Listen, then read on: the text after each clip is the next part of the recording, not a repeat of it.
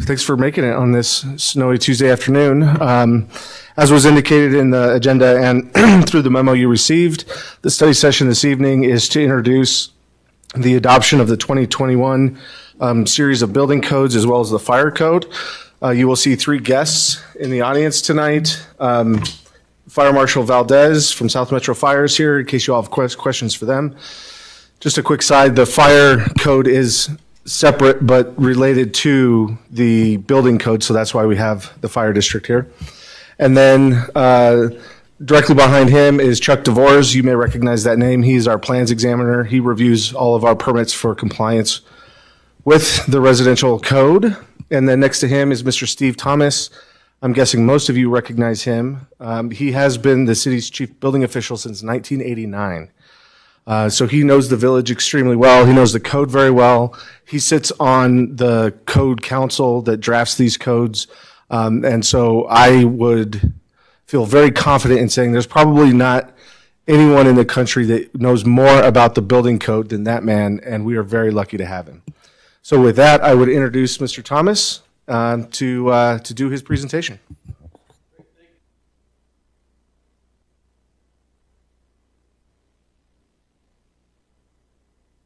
Bit about the code and what's happening.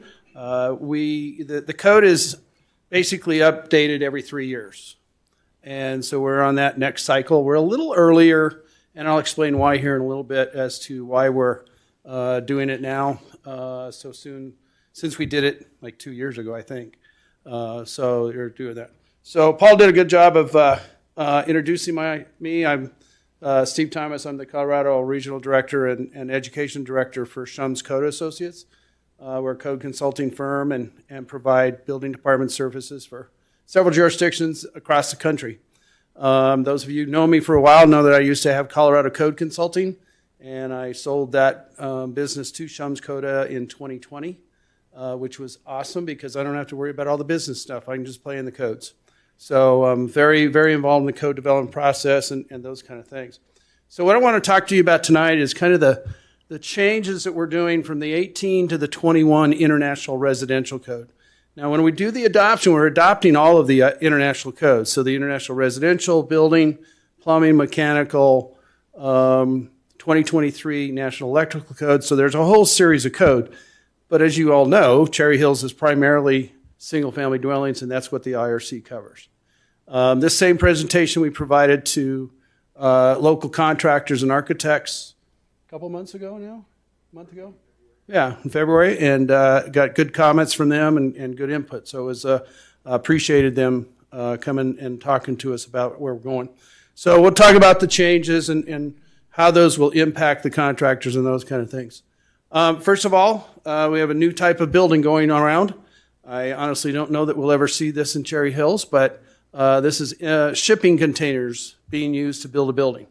And so the codes now give us language to tell us how to do that, how to do it structurally and make sure that the building stays in place and shelters those folks in the building.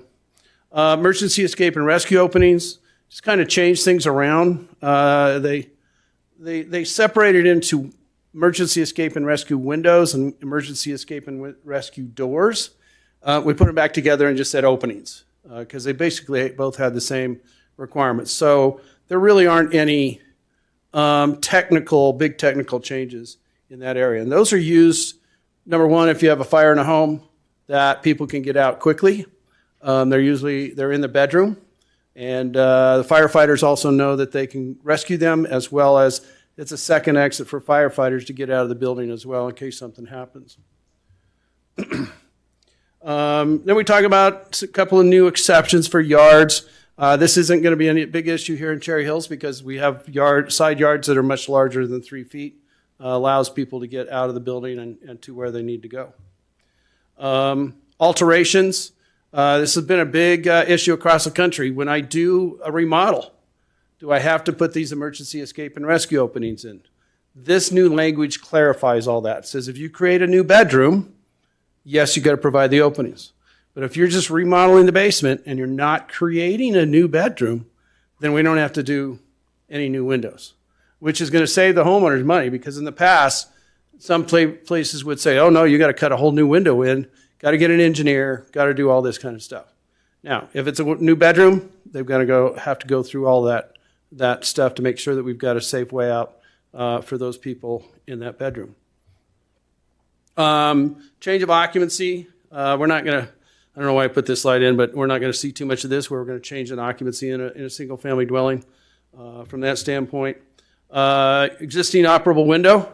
If they replace windows and it happens to be a window in a bedroom, we're going to ask them to get it as close as they can to the requirement without having to reframe or recut the opening. So we want to get them to get it as safe as we can. So it's kind of a reasonable type of response for that. Replacement windows, same kind of thing, says you got to comply with those requirements. Existing openings, once again, we want to maintain those. Want to make sure that they get basically the same operating style. So if I have a casement window, we're going to ask them to put in another casement window, but maybe go to what we call emergency hardware, where your typical casement window, when it opens back into the opening. Emergency egress opens like a door. So I get a wider opening for folks to get in. Okay? Stairways. This is one where we actually ran into an issue where we had a contractor build a stairway down into a crawl space, not a basement, but a crawl space. Nothing in the code says you can't do that, but the problem is now you got to comply with all the requirements of a stairway, just like your second floor. So this allows us to say, okay, if I have a stairway that is going to a non-habitable attic, pull downstairs, go into your attic. Another example, you don't have to comply with the rise and run requirements and head clearance and all those kind of things. Or if I go down into the crawl space. But any other stairway that is within the dwelling unit or attached to the building or deck will have to comply. So if I have a deck on the back of the house and I have stairs coming off of that deck, now we're going to comply with the height of the riser, height of or the length of the treads, handrails, the whole bit. But if you have landscape stairs in the backyard, code's not going to cover those stairs because they're not tied to the building. Now, we have a policy that we recommend to the contractor that they comply with the code. Can't make them do it. And it's all because of liability. We tell them, hey, when somebody falls down those stairs, guess what they're going to sue? They're going to sue the contractor, and they're going to say, you should have used the standard of care. And therefore, you're liable. And so we make that recommendation. We don't require it, but that's we needed some line in the sand where we work, where we don't work. Walking surface, we want to make sure at the bottom of the stairways that it's a relatively level surface. You can kind of see in this picture the concrete just kind of sloughs off really quick. How would you like to step down off that stair today with the snow on it? Nice. And so we want to make sure that it's relatively flat and safe for people to come out. Smoke alarms. So we have, this is kind of new, but not new. It used to be in the code many years ago. We took it out, now we put it back in. I call that a yo-yo requirement. And it has to do with the location of smoke alarms in a tall ceiling. So let's say I have a dining room that I have a tall ceiling in and a hallway that goes back to the bedrooms. When I have a fire, the smoke's going to go to that high ceiling first. So we're going to say, okay, you got to put a smoke alarm in that high ceiling if it's more than 24 inches above the adjacent hallway. So that we just make sure that we get that smoke first before it starts building down and coming into the hallway and create a problem for folks egress in the house. And then this is kind of a new one. When I put these classes together and those kind of things, I saw this new requirement that says you've got to have a smoke alarm that helps reduce cooking nuisance alarms. So when I overcook the steak in the broiler, I have a great smoke alarm system, and it comes on and says, warning, smoke has been detected in the home. There will be an alarm. It is loud. And I go, okay, open all the windows and doors, right, to get it out. So this is actually a smoke alarm that's designed to not be activated by somebody burning the toast or the steak. So it's a new option for folks to use, especially in a smaller area where they got to have a smoke detector closer to the kitchen area. Protection of wood. We want to make sure that wood stands up to moisture. And so when it sits on concrete, it will wick the moisture through the concrete and rot out the column or the post. And so what this is saying is now that wood, if I'm going to do a wood column, has to be treated so that it doesn't rot out. And we call it pressure treated or decay resistant treatment kind of thing. So it's just clarifying that it does include a conduit. Interesting picture there. That's in a house that we looked at, not here, somewhere else. And the beam that they put into that beam pocket was 1.5 inches too short. So instead of ordering a new beam, they just put a 2x6 against the column and nailed it with some nails, and that was it. And it doesn't go all the way down to the foundation. So, it's like, this is a problem, folks. And so it was kind of an interesting one to look at. BIPV is Building Integrated PV Systems, new to the code. This is a solar PV shingle in this case, or you can buy siding. And so instead of putting panels on the roof, we have PV shingles. It does the same thing. Don't have to have a lot of changes for structural or those kind of things. So kind of new things, and talks about pathways and how we get there. This one's kind of interesting because this now says that you don't have to have pathways for fire department access, right? So when we have a fire in a house, fire department's got to get on the roof to ventilate it. And so the code says I got to have certain pathways around that so we can get the firefighter up there. This new exception is saying, hey, if you put these BIPV systems up there, and when I cut into it, I don't get electrocuted, that's okay. You don't have the pathways now.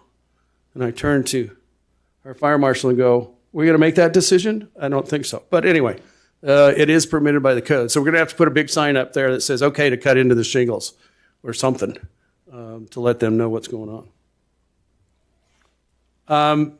Habitable attics can be an issue. The residential code limits a building to 3 stories in height. This allows me to do one more level above that as long as I meet certain conditions. Or I can do it as a 3rd story if I want. So this is much better than what we had, clarified some language and how that worked. And so habitable attics have to be, are considered a story above grade plane, which means, okay, you got a 2-story building with a habitable attic, you're done, right? Now in Cherry Hills, of course, we've got height limitations, and we still monitor that. And that's kind of hard to get a 3-story building with, it's hard enough to get in a 3-story building, let alone a 3-story with a habitable attic. All right, so most of ours are only 2 stories in height. Same kind of thing. Allows us to use any stair that's approved by the code to get up there. Other big thing that we're seeing in, especially in Cherry Hills, are ESS systems, energy storage systems, right? So I have to be honest with you, I was a little naive myself when I thought about PV systems, photovoltaic systems, and they were putting the thing up there, and I went, oh, power outage. That'll power my house.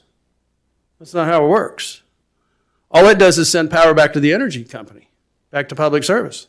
Whoops, that's an old Freudian slip. Back to Excel, right? I am an old guy.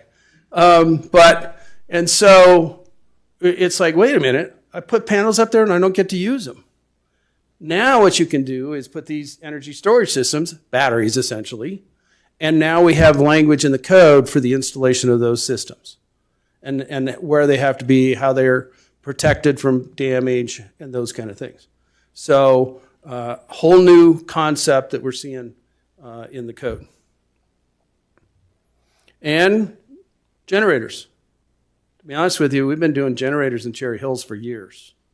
Right? Homeowners just say, I want to put a generator in case I have a power outage. Great. Now we have some language in the residential code to go over how all that works. And then we also have that for stationary fuel cell power systems. Kind of a new concept. I don't know that we've seen any of these. Have we seen any of these, Chucks? I don't think so. Yeah, a lot of generators, a lot of, ESS, but that's about it. Okay.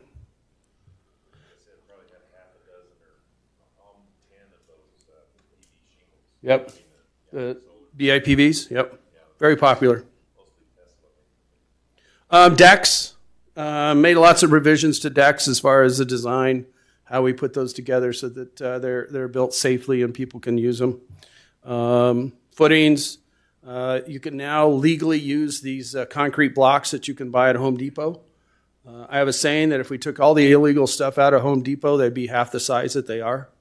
But these blocks were never permitted in the code, but you could buy them for years.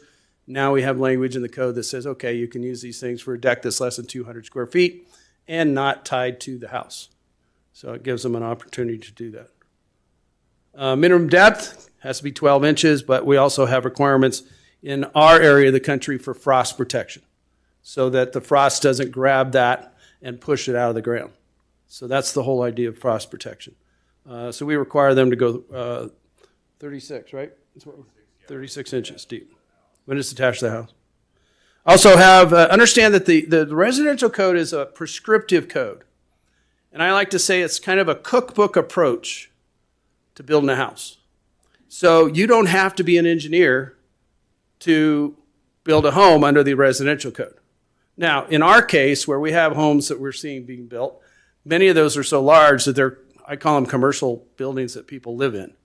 And so those we require architects and engineers on. But the code does allow us to do some prescriptive design as far as size of posts and joists and rafters and everything like that. So just some updates to some of those tables for the size of the deck post, depending on the size of the deck, and those kind of things. Same thing with the deck ledger connections. Believe it or not, we had yours there where you didn't have any language about how you tied a deck to a house. And so people just go, oh, I'd throw some lag screws in there and call it good. Now we've got some language that tells us what we need to do and helps do that. Guardrails, big problem with guards failing. And so, think about how many times we see on the news that people fell off a guard or a deck fell apart, those kind of things, got hurt. And so part of that is the way that guards are attached to decks. And so we've got some new language in there that says, hey, we got to tie this thing together so that it doesn't fall off. Simple as that. And so I actually fell victim to this. I didn't get hurt, but I built a deck on the back of my house, built it like I used to as a framer. Everything was fine, got the final inspection.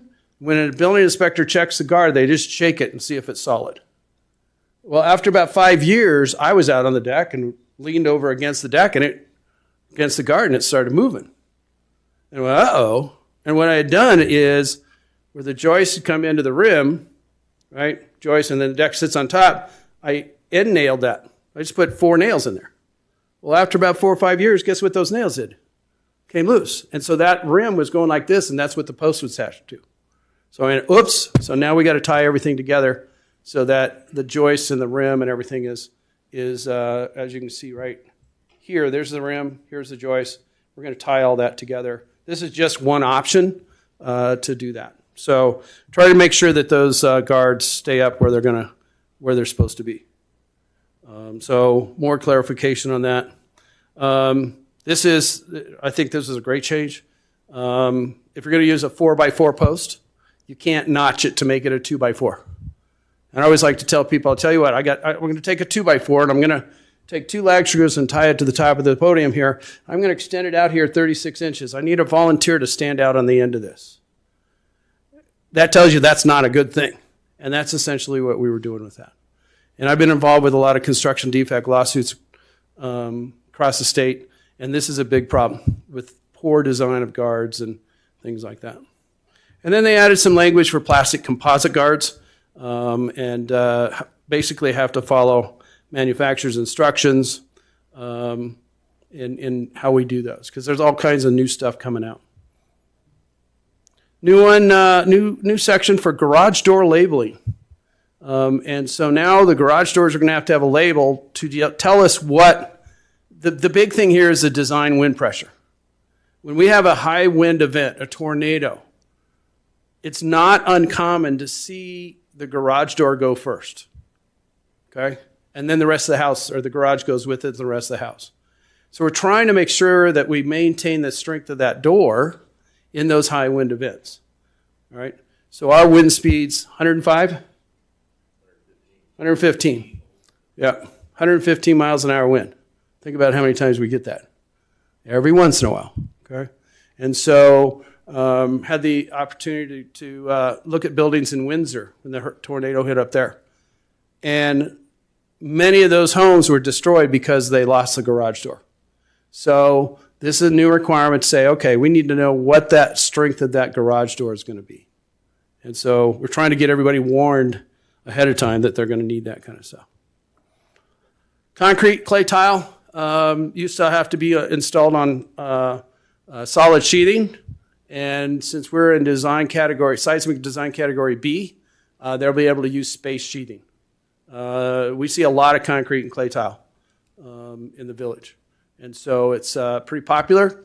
And if they want to use 1x4s every 12 inches or so, they can now do that if it's part of the manufacturer's instructions. Metal roof shingles, we want to make sure that they stay on the roof. And so these are some new requirements. They have to meet some wind speed requirements for those as well. All right, so that was a very quick, high-end discussion on the changes to the residential code, at least the building portion. Now what I want to do is real quickly talk about energy code, because that's probably the, if I were going to say something, it's probably the biggest change that we're dealing with. So first of all, we want to explain why we're coming to you now. The state passed a new law, a new statute regarding energy codes and the adoption of energy codes. And they are basically now saying that we will have to follow a state energy code, okay, and those provisions. And so if we're successful in getting everything done with you all and we make the effective date prior to June 30th, then we're okay for a few years where we don't have to worry about the new regulations from the state. That's the big thing, because what they're going to do is if we adopt afterwards, we then have to adopt the 21 energy code, which we're already doing, the model electric code, not the national electrical code, but the state model electrical code. And they're going to include language for solar ready, electrical vehicle charging, parking, electrification ready, and other provisions that we don't know about yet. There's an energy board at the state that's making all these decisions. And they're supposed to have everything done by June 30th, but we don't know what they're going to do. So we want to have everything in place so then we can wait another 3 years and then figure out what we have and what we can do and those kind of things. So, and so, you know, it's always good to have better energy efficiency. The new code does that. We've increased the thermal envelope requirements, the R value requirements of the building envelope. Each new project will be required to include efficiency package option. So that can include things like PV, higher efficiency appliances, those kind of things. There's going to be more testing for ventilation and ductwork sealing and those kind of things, and a lot of new lighting controls. But many people are doing that already. For example, you're going to have either a occupant sensor or a dimmer on any lighting in your bedroom, kitchen, any room, not a closet. Now, I happen to like occupant sensors. We have occupant sensors. I have it in my garage because I was too lazy to turn the light off when I came back in. So now it turns on when we walk into the garage, and it turns off in a few minutes later. So it's, those kind of things. So it's an energy saving things. Otherwise, the lights stayed on all night, right? So a lot of good energy stuff coming on, but we want to make sure we know what the state's doing before we jump into those kind of things. So that's all I had. Open to any questions that you may have. Well, thank you very much for that presentation. It's particularly interesting in light of some other activity that's going on at the legislature Yes. now. I'm going to be contacting my representatives. Please do. I will be. Yeah, I particularly like the electric parking requirements as someone who owns an electric vehicle, because once you then get rid of all parking requirements, I'm not sure where we're all supposed to charge our electric vehicles that we're required to have. But that's beside the point. Does anybody have any real questions? I just have Yeah, one. Dan. Do you see sprinklers coming to become a norm throughout all jurisdictions? I mean, I'm seeing it now in some of the places where I work. The setback requirements for sprinkling a house are becoming smaller and smaller. And so I just wonder if we're going to see it ever come to Cherry Hills where we're going to have to sprinkle new homes. We already have it. Requirement? We've had the requirement for sprinklers in new homes for 9 years now? Yeah, that's right. Probably 9 years, yeah. None of us live in new homes. Three codes ago. 3 codes ago, we put it in. Yeah. Only new. Or new, single-family accessory dwelling units, Right. living space In it. dwelling, because that's really another single-family dwelling. Right. Just because maybe it doesn't have a garage. Right. But to answer your question, it is moving across the country. Westminster has adopted it. Louisville had it adopted, but pulled it back because of the Marshall Fire. Yeah. So a lot of people are real happy about that one. Anthony, can you think of any other jurisdictions requiring sprinklers in homes? Castle Pines? People were underinsured. Areas, Castle Pines Village. So they can't build back because of these added costs. So they check it. We are in conversations with the city of Littleton and the city of Lakewood for all residential dwellings. So it's coming. Thank you. Yep. Yes, Mr. Kramer. Mayor, I have a question. So the additional state required energy components that while we may be avoiding them this time around, will inevitably be waiting for us the next time we adopt our building codes. That is correct.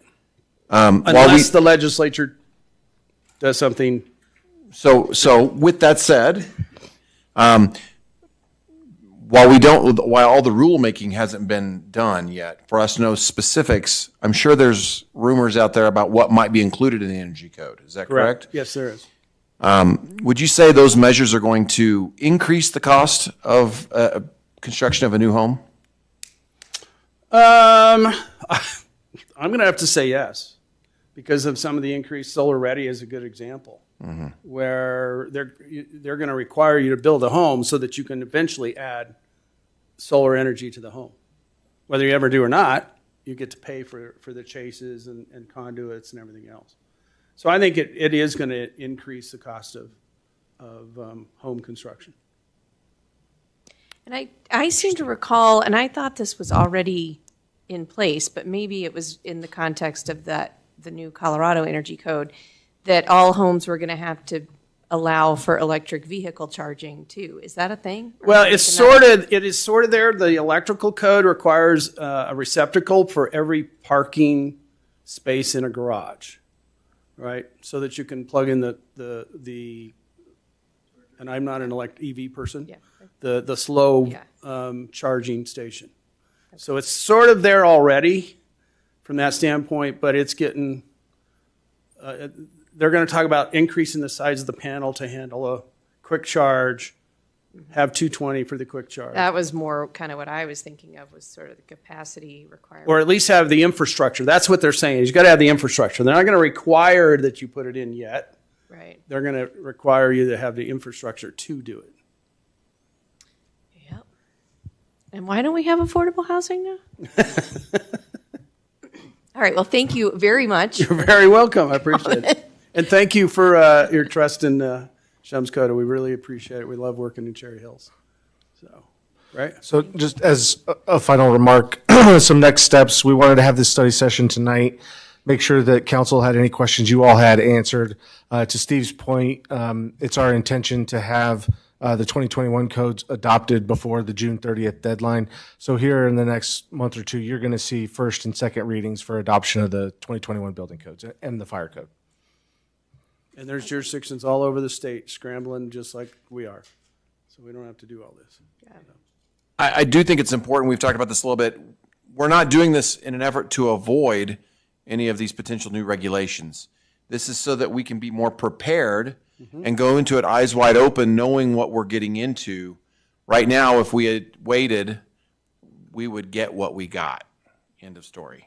That also might sound familiar. Yes.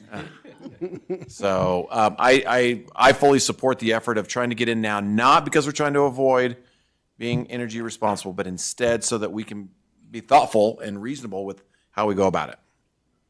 Yeah, absolutely. All right, well, thank you all so much Cool. for being here and for coming, and appreciate your work for our community over the years. No problem. We appreciate it. Thank you. It is only not quite 5 after 6, so should we take a break then until 6:30?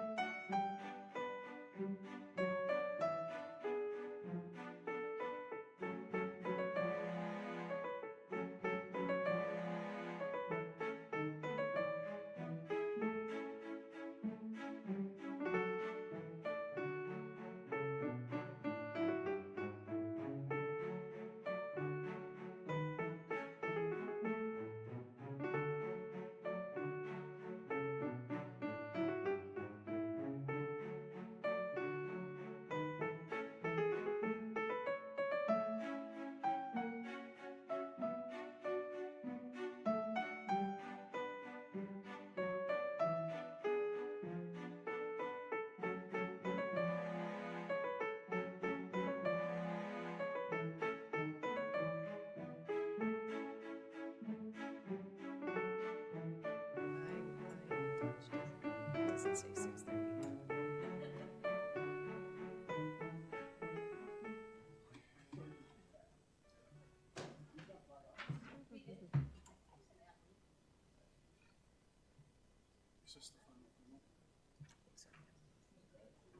my name spelled right? No, it's not, so it's not the final.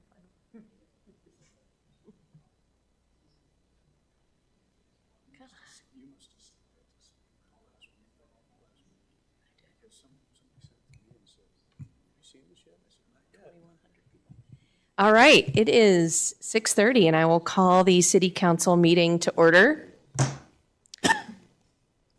Roll call of members, please. Counselor Eber is absent. Counselor Holen? Present. Counselor Wheel? Happy to be here.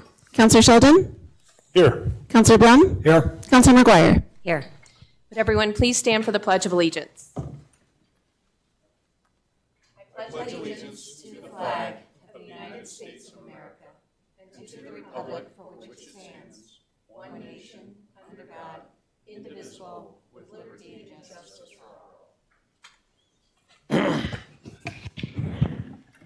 We will now have audience participation for people who are, if you're here to speak on one of the public hearings that is coming later in the agenda, those comment periods will be held later. This is for general comments from the public. There is no one signed up to speak on some other matter that's not on the agenda. If there is anyone who mistakenly signed up on the wrong form, I would entertain that now. No, okay, seeing none. Reports from city boards and commissions. I don't see anyone here. The consent agenda. Move to approve the content. I'd like to, I want to remove 1A or 6A. Item 6A, the minutes, okay. Any other items to be removed? Okay. Move to approve the consent agenda except for 6A. Second. All in favor? Aye. Any opposed? Okay, moving back to item 6A, Counselor Holen. Yeah, I just need to amend the last page where it says Counselor Holen confirmed and added.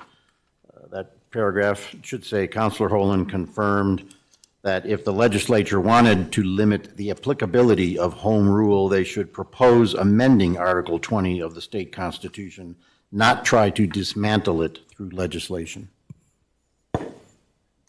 I'm sorry I missed that meeting. I'd also like to add that I'm going to be abstaining from these minutes, voting on these minutes since I was not present during that meeting.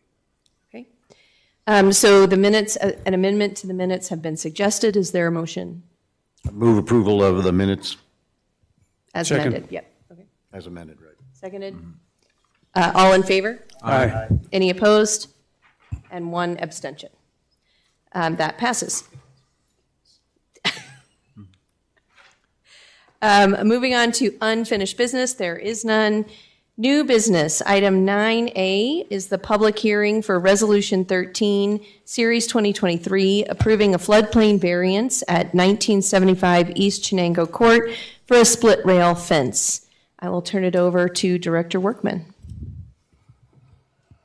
Good evening, Ms. Mayor, members of council. As was just stated, the first public hearing on your agenda this evening is for a floodplain variance at 1975 East Chenango. Please note that the applicant has provided the necessary notification affidavits verifying that all the public notification requirements have been met. Again, for context for council as well as those that may be watching online or in the audience with us, I did want to give some context to some terms that you all may hear this evening as part of this presentation. The first term you may hear is base flood. This is a flood having a 1% chance of being equaled or exceeded in any given year. You may hear the term base flood elevation, or BFE. That is the elevation of surface water resulting from a flood that has a 1% chance of equaling or exceeding that level in any given year. You may hear the term floodplain. That refers to any land area susceptible to being inundated by floodwaters from any source. You may hear the term floodway. This is the channel of a river or other water course and the adjacent land areas that must be reserved in order to discharge the base flood without cumulatively increasing the water surface elevation more than a designated height. And finally, you may hear the term a no-rise certificate. This is a document signed and stamped by an engineer registered in the state of Colorado with supporting analysis stating that the proposed scope of work does not increase the base flood elevation, or BFE, in times of flooding. Specifics of this case, again, the address is 1975 East Shenango Court. Just to the east is Shenango Court. To the south is additional single-family detached residential development. And to the west and the north is Woody Hollow Park. The site's roughly 0.62 acres in size, and you'll see there's a variety of colors on the image in front of you. The blue, red, and purple colors on this image show the boundaries of the floodplain on the subject property. Please note that the entirety of the subject property is located within the floodplain, except for essentially the portion of the lot where the home is located, or the footprint of the home is located. The scope of work for this application is the installation of a split rail fence with a welded wire mesh in the location indicated by the green line on the screen. Note that the fence location is intentionally not totally aligned with the property boundaries. The purpose of this work, it's not aligned with the property boundaries, and that's intentional because it's intended to generally be parallel to the flow of water as opposed to perpendicular of the flow of water. Why this scope of work? This is to improve the safety of the owner, her family, and pets. The fence serves two functions. First, the fence keeps the applicant's pets within her property boundaries. Second, it keeps unleashed and wild animals out of the owner's property. As was detailed in the applicant's narrative included in your staff report this evening, the applicant's experienced off-leash animals entering the property and compromising the safety of her family and pets. As council may recall, when we receive a floodplain variance application, there are a few different areas of code that we look to in order to make a recommendation to the Planning and Zoning Commission, that the Planning and Zoning Commission uses to make their recommendation to you all, and ultimately you are obligated to use in your finding for approval, approval with conditions, or denial. The first section of code is section 16.7.530. The middle two criteria there are the two that are applicable for this. The other two are not applicable, so they've been minimized. First, that the floodplain variance is the minimum necessary considered the flood hazard to afford relief. It was staff's finding, and Planning and Zoning Commission concurred that the applicant's required to pursue a floodplain variance for the construction of the fence as the entirety of the rear property is encumbered by the floodplain. Additionally, the applicant has modified the location of the fence so that it is not entirely consistent with the property lines to mitigate any impacts to the floodplain. Additionally, the requested fence type is less than is allowed for both height and opacity by the municipal code. The third criteria there is actually a three-parter, that there's good and sufficient cause, that failure to grant the variance would result in exceptional hardship, and granting the variance will not result in increased flood heights, additional threats to public safety, and so on. Again, staff determined and Planning and Zoning Commission agreed that there's good and sufficient cause to ensure the safety of the owner, her family, and pets. The applicant cannot construct a fence in the rear yard without pursuing a floodplain variance. This would deprive the owner of an ability other similarly situated properties have when the applicant has demonstrated there will be no impact to the floodplain and there are legitimate safety concerns. And finally, the applicant has provided a no-rise certificate. Another area of the code that we use for analyzing this type of request is in section 16.7.360C. Both of these criteria relate to either pond dredging or bank stabilization, which is not applicable for this application. The final section of code that we use for this type of application is 16.7.360E. The first one there is basically that they've met the approval criteria as previously outlined. And then the second criteria there is a whole laundry list of criteria. I'm not going to go through each one of these individually in detail, but I would like to highlight that there is a no-rise certificate provided by the applicant that has been reviewed by the city's engineering consultant, Icon Engineering, and they concur there's no rise. There's no change to the existing use or access to the property. The entirety of the backyard, again, is located in the floodplain, and front yard fences are not allowed in this zone district, thereby requiring the applicant to pursue a floodplain variance in order to fence her backyard. Public comment related to this application, included within your packet this evening are 4 letters of support for this application, and staff has been contacted by 2 residents with questions or concerns. The first was a conversation related to requiring additional landscaping as part of the scope of work. Staff was able to respond that having additional landscaping is not one of the approval criteria, and generally as best practice, staff encourages folks to refrain from ornately landscaping within the floodplain, as that can create future maintenance issues. And the second inquiry was related to the potential for the fence to act as a blockage of debris during a flood event. Again, the model that the applicant used assumed that the fence was entirely screened or blocked, if you will. So more restrictive than what's proposed is the split rail wood fence with the wire mesh. And again, there was no rise in the base flood elevation, even modeled more restrictive than what's proposed. And the applicant certainly would have their own interest in cleaning any debris that may be accumulated with the fence, although that would be highly unlikely, again, because most of the fence is parallel with the flow of water in this area. The Planning and Zoning Commission did hold a public hearing on this request. That was March 14th. Essentially, staff presented the staff report. There were no questions from the commission for staff. The applicant presented on the justification of the request, and the commission asked some questions related to off-leash animals and her experience with those. One member of the public did speak at that hearing and asked if the wire mesh could be placed 1 foot above grade to avoid debris collection. Again, the same response is that the model that the applicant used indicated a closed style fence. There was no rise established as part of the scope of work. And again, the fence location is generally parallel as opposed to perpendicular to the flow of water. At the end of that public hearing, the commission noted that the proposed fence is less restrictive than is allowed by code, and that animals could still enter the property if the wire mesh were not at ground level. The commission noted that the property maintenance is not generally an issue, and voted 7-0 to recommend approval, subject to the one condition contained in staff's report. With that, that would conclude staff's presentation. However, the recommended motion is to approve this resolution for a floodplain variance at 1975 East Shenango Court, subject to the one condition. That concludes my presentation. I am available for any questions council may have for me. The applicant and their engineer is here and available as well. So we'll start with any questions for staff. Does anyone have any questions for staff? Yeah, I do. Okay, Councilor Holen. This request makes perfect sense based on the facts that have been presented. But one of the facts that's been presented is that evidently that section of the village has never heard of the ordinance that says that your dogs need to be on a leash.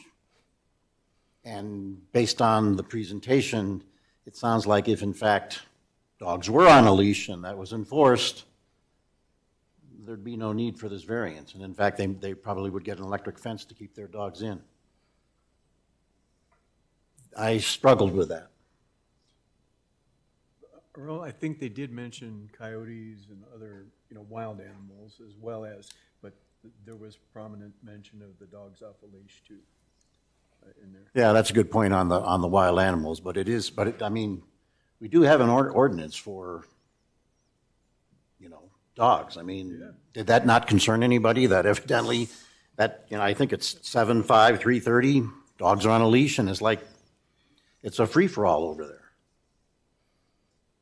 Evidently, nobody has a concern about that.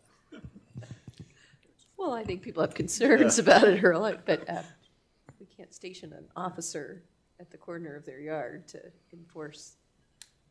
Well, I know all that the time, because I've seen the code enforcement in Three Pond, and I've seen the officers go out there and get after it, but it doesn't seem like much is happening there. I don't know, maybe there should be some comments about what do we do in the, because it is a far section of the village.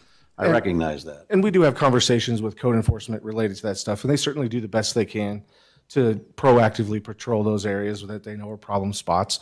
To the mayor's point, they can't be there all the time, and unfortunately, in a situation like this, they happen so quickly that, even if the applicant were to place a phone call, by the time they get out there, the problem's usually resolved. No, I get that. I get that. And I would offer too, the applicant can correct me if I'm wrong, but there have been an occasion, right, where a dog is on a leash and is still able to, the owner's not paying attention, doesn't have a tight grip on the leash or whatever, and they still may get away from the owner.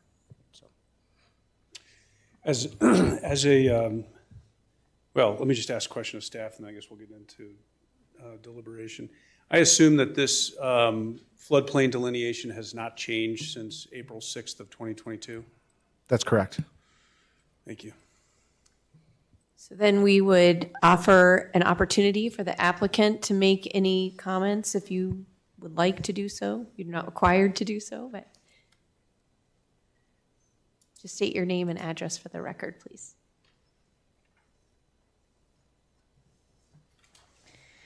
So I know you guys have a full agenda, so I'll be quick. This is really just a safety issue.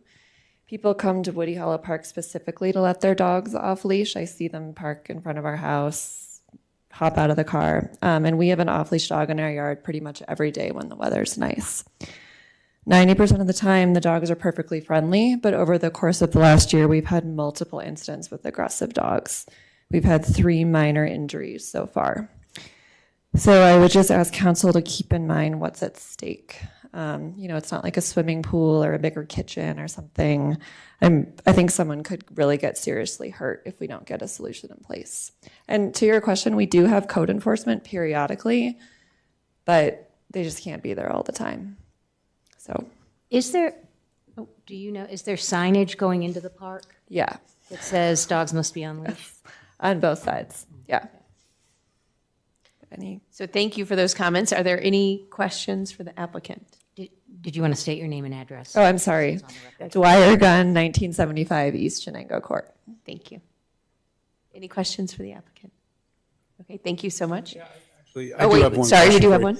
When you bought your house, did you know that it was in the floodplain, or a portion of it was in the floodplain? So the previous owners did not disclose. By the time we closed, we did know. We didn't know about the fencing rules. We also didn't know how bad the issue was going to be. It's kind of hard to know that until you move in. Thank you. And I would note it's a lot worse in the summer as well. So that was kind of unforeseeable. Thank you. I move to approve resolution. Oh, wait, yeah, we can do it this way. Yeah, we can do it this way. All right, well, no, we have to have the public hearing first, yeah. Oh, close, sorry.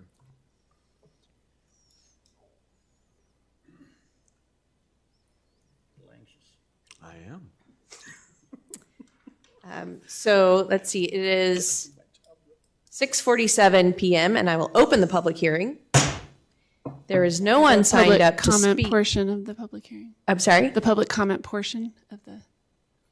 Okay, that's what I was just about to do. Well, You the want me to- public hearing's been open since the start, right? Sure. Yes, okay. Comment. So this is the public comment portion of the hearing. No one is signed up to speak. Is there anyone in the audience who would like to speak on this issue? I didn't know you needed to sign up. Okay. Seeing none, then we will close the public comment portion of the hearing and have council, do you want the motion now? Yes, okay. Okay, I move to approve Resolution 13, Series 2023, a resolution approving a floodplain variance for the construction of a split rail fence with wire mesh at 1975 East Chenango Court, subject to the following condition. At the conclusion of the project, applicant shall provide an as-built drawing to ensure that construction was consistent with the approved plans. It's been moved and seconded. Is there any discussion? Seeing none, I'll call for a vote. All in favor? Aye. Aye. Any opposed? That passes unanimously. Thank you for coming.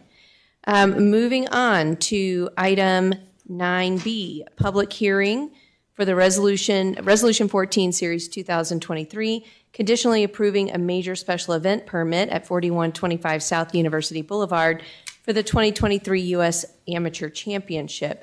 And we are opening the public hearing at 6:49 p.m. Mayor, Yes. I'd like to disclose that my husband is a member of Cherry Hills Country Club. So I guess that constitutes conflict of interest, but I believe I can be unbiased in considering this issue. Thank you. Does anyone on council have any concerns with Councilor McGuire continuing to participate? Okay, seeing none, thank you for that disclosure. I will turn it over to Director Workman again. It's like we never left each other. Good evening again, Madam Mayor and members of council. The next item on your agenda, as stated, is a final application for a major special event permit at the Cherry Hills Country Club. I do want to note that the applicant, as well as the applicant's engineer, is here for any technical questions you all may have. And again, the applicant has provided the necessary notification affidavits indicating that the hearing this evening has been legally noticed. Some context for those that may be unfamiliar with the country club. We have Quincy Avenue to the south, University Boulevard to the east, property surrounded by single-family residential development. That's roughly 187 acres in size. This major major special event permit is for the U.S. Amateur Open to be held August 14th through August 20th of this year. Note that this is before St. Mary's and Kent Denver are scheduled to be in school, but this is to be the first week of school for Cherry Hills Elementary. From the applicant's narrative, the Amateur Championship is a unique event far different from the typical professional tour event. Spectators' attendance is far less and traffic impacts are consequently much lower. In contrast to other professional events that have been held at the country club, the galleries are much smaller, mostly family and coaches. Because the players are relatively unknown, the course does not require grandstands or roping or major tents or any of those types of things that were present at the 2015 BMW Open. Quote, the tournament is a low-key event with a focus on amateur golf. Staff would like to recognize that this is a very unique and rare application type that City Council hears. As part of your packet this evening, you did receive the applicable code sections. Just want to make sure that we note that. And why we're here, why this qualifies for a major special event is the language that's been bolded based on the definition for major special event, that any organized assemblage of more than 2,000 people during any one day for the purpose of participation, attendance, and observation of a nationally or regionally advertised or televised sporting event. Some event details. Again, the event will be August 14th through the 20th of this year. The anticipated max attendance is 6,000 on the most attended day. By contrast, the 2015 BMW Open had an average of 27,000 people a day. So again, much lower in terms of attendance. Initially, the event will feature 312 golfers at two courses, the course here at Cherry Hills Country Club, and then, if I'm not mistaken, the Colorado Golf Club located in Parker.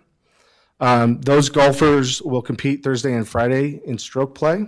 Starting on Saturday, the field will be cut to 64 players. All will be playing at Cherry Hills Country Club in match play. And the final round on Sunday ends with two golfers in match play as well.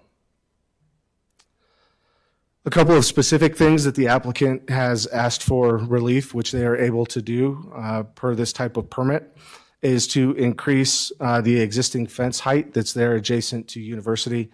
We'll note there was a typo in the original agreement that said Bellevue instead of University. That's been corrected to now say University. So it would be an extension of 30 feet for a total height of about 80 feet for a similar style of that fabric netting material. Additionally, the applicant is asking for permission for the TV coverage and for them to have an area to do that service, I guess, if you will, or have their technology. That would be located just north of the intersection here at Quincy and University at the northern end of the vacant lots that are literally just at the corner here. So two of the key issues that obviously are important to this type of application is going to be related to parking and traffic of event. Patrons that choose to park at Kent Denver will get on a shuttle bus and be taken over to Cherry Hills Village Country Club. At the country club itself, parking at Cherry Hills Country Club will be used by players, their families, caddies, and guests. It will also be used by USGA officials, media, and VIPs. The club will not be open for any other activities during this event, so all 326 parking spaces will be available. Additionally, the before-mentioned lots, which the applicant refers to as the Howard Johnson lots, as that, it's my understanding, that was the name of the gentleman that owned the lots before the country club purchased them. That lot would be used by country club members, handicap patrons, and overflow VIPs. It would also be the designated location for services such as Uber or Lyft. Patrons who park on this lot will have direct access onto the course. There'll be bike lockers available on the property as well. And during the event, there will be rock and or gravel put down in the drive aisles and at the access to Quincy. The other location that the applicant is proposing to use for parking will be at St. Mary's Academy. The country club will have their staff members park at this location, and event volunteers will park here as well. As provided in your packet, the applicant did provide a traffic management plan. Here are the highlights or the summary from that. Traffic operations along University and Hamden and Bellevue would generally function at the same level of service with or without the addition of the event-generated traffic. Event traffic at University Boulevard and Quincy is projected to result in some congestion and delays and could require manual operation of the traffic signal during peak days of the tournament on Saturday and Sunday. Peak weekday times of event traffic would be from 8 to 10 a.m., 8 to 10 a.m., and then on Sunday there would be a peak departure time between 5 and 7 when the event were over. St. Mary's Academy exit driveway could also experience delays during peak times. However, traffic volumes affected by this condition are minor, and there's no special traffic control measures envisioned at this location. Impacts at Kent Denver could result in congestion or delays on peak days, and manual traffic control or flaggers should be anticipated during peak times of outbound flow from this location. Traffic operations at the clubhouse access and on University and the Howard Johnson areas onto Quincy Avenue are expected to be within acceptable range at a level service C or better. Now, that's not a level of, the grading of a level of service for traffic is not your typical A, B, C, D, right? The highest performing level is two-lane road out in the eastern plains of Colorado, where generally a level service of D or better is generally acceptable. So as a result, this would, the average delays of 15 to 25 seconds for outbound movements during peak tournament times. These two accesses are not expected to require any special traffic control measures. As was alluded to earlier in the presentation, there are some specific criteria that staff used to review this application and council's obligated to use in your ultimate determination. First, that the proposed event qualifies as a major special event. That's been established. The major event will provide one or more significant and important public benefits to the city. The national exposure of a golf championship event within the city provides positive exposure. The third is that the major special event is appropriately sized in relationship to the subject property, and together with any proposed support services can be conducted in an organized and efficient manner. The country club has successfully hosted many golf championship events on their property, and the anticipated attendance of this particular event is relatively small when compared to other events that they've successfully hosted. Four, that the major event will not result in unreasonable traffic congestion or create an unreasonable or disproportionate hazard to vehicular or pedestrian traffic. The applicants provided a traffic study and traffic management plan. While there will likely be traffic congestion associated with the event, the implementation of the recommendations from these documents will ensure that there isn't unreasonable or disproportionate hazards to vehicular or pedestrian traffic. The major special event will provide sufficient parking in terms of parking spaces and areas to accommodate parking demand. Staff's analysis that the applicant has provided a traffic study and traffic management plan that identify 3 additional sites to accommodate the necessary parking. 6, that the major special event will be conducted in a manner that eliminates, mitigates, or reasonably controls adverse impacts upon adjacent properties and upon the public generally. Staff's finding that traffic impacts can be managed through the manual operations of the light at University in Quincy, traffic control at Kent Denver. Additionally, the development agreement, the major special event agreement that the applicant has agreed to has specific sections related to things like how they're going to address safety and sanitation. The major special event will not otherwise unreasonably impair the public health, safety, or welfare. The information provided by the applicant gives no reasonable indication that the public health, safety, or welfare will be unreasonably impaired. And again, that master special event agreement has specific provisions within that related to health, safety, and welfare. In terms of public comment, staff's received 3 phone calls and 1 email related to this request. All 3 phone calls were to get additional information related to parking and or trash collection during the event. Again, the specifics of that are spelled out in the application and the agreement. And the email in your packet is related to these 2 issues as well. In response, this event will be much smaller than the 2015 BMW Open and have less impacts in these 2 areas. As stated in the application and codified in the agreement, the applicant has proposed enough parking for the event. They have traffic analysis to show how to lessen the traffic impacts. And then additionally, Section F specifically in the agreement addresses cleanup and any remediation that may be necessary. On December 13th of last year, typo, per the code, the commission is required to administratively review the preliminary application for this event, and they're charged with evaluating whether the application and proposed event are generally consistent with the applicable standards. The commission asked questions related to tax benefits for the city and logistics for parking for the event at Kent Denver and St. Mary's. As a note, because it is an amateur event, there is no additional tax from the ticket sales, but the city will still collect additional sales tax from any sales that occur during the event. The discussion with the commission was not a public hearing and was advisory only. While the code allows the commission to recommend or suggest changes, there were no formal recommendations required or made by the commission as a result of the discussion. So with that, the recommended motion is on the screen in front of you to approve Resolution 14, Series 2023. That would conclude my presentation. I'm certainly available for any questions you all have for staff. And again, the applicant and their technical folks are available for questions as well.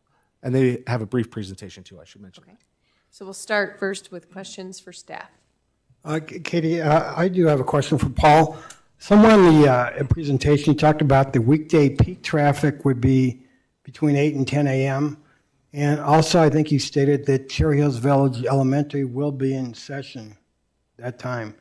To me, that seems like that's going to be very congested and concerned about safety with children crossing the street, so on and so forth. So how do you address that? I think your question is well made and extremely legitimate. As part of the traffic analysis that the applicant did, and I'll let them speak to the details of that, they did anticipate that Cherry Hills Village would be in session, and that was the purpose of the recommendation for the manual operation, which basically just means taking the light at Quincy and University from an automated cycling session to a more manually controlled session to give folks, including CDOT, law enforcement, the ability to control more of traffic at that intersection to try and mitigate. Again, will there be congestion? Yes, probably. I think it's fair to say more than probably. I think there will be. But again, there are some steps outlined in the traffic analysis to try and mitigate that. Thank you. Any other questions for staff before we hear from the I've got applicant? a couple. Go ahead. Okay. The fence height increase, is that a permanent or temporary condition? No, sir. Per the agreement, it's only approved for the duration of the event. Okay. The shuttled people who are coming in from Kent or St. Mary's, are they getting dropped off at the Johnson lot or all the way into the country club's access? Into the country club access. And my last question is, does the police department have any concerns about this application? Thank you. No, we don't have any concerns. We've been working closely with the applicant. We have both the traffic management plan and operations plan in terms of security. We're finalizing the details on that now. We will have plenty of staff on location, not just from our organization, but other local law enforcement agencies that will supplement what is necessary to make this a successful event. Thank you. Well, with that comment, I guess I actually have a question. And how is that, are we paying those additional forces, or how is that taken care of? No, we're not. We will be under contract for additional law enforcement services through the applicant. Any other questions for staff? Yep, Susan. I just have one. Thank you. On the traffic signing plans, I know for one of the prior tournaments, and maybe it was the Women's Open, there's a back gate off of Oxford on the back side of the course by number 16, maybe? Is that 16? And that was open for one of the prior tournaments, and a lot of people parked on Oxford. I noticed you have some signs that say no access to the course off of this road. You might want to put one of those, we might want to have one of those at Oxford and Clarkson so that people who may have been at a prior tournament and used that entrance know not to go up and down that road trying to get in.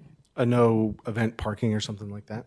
Well, there's a sign that says you can't park, but it looks like there's a separate sign, I think at Gilpin, that says no country club access on this road. Okay. And that would be the type of sign I would think might be good on Yeah, we can Oxford. certainly do that.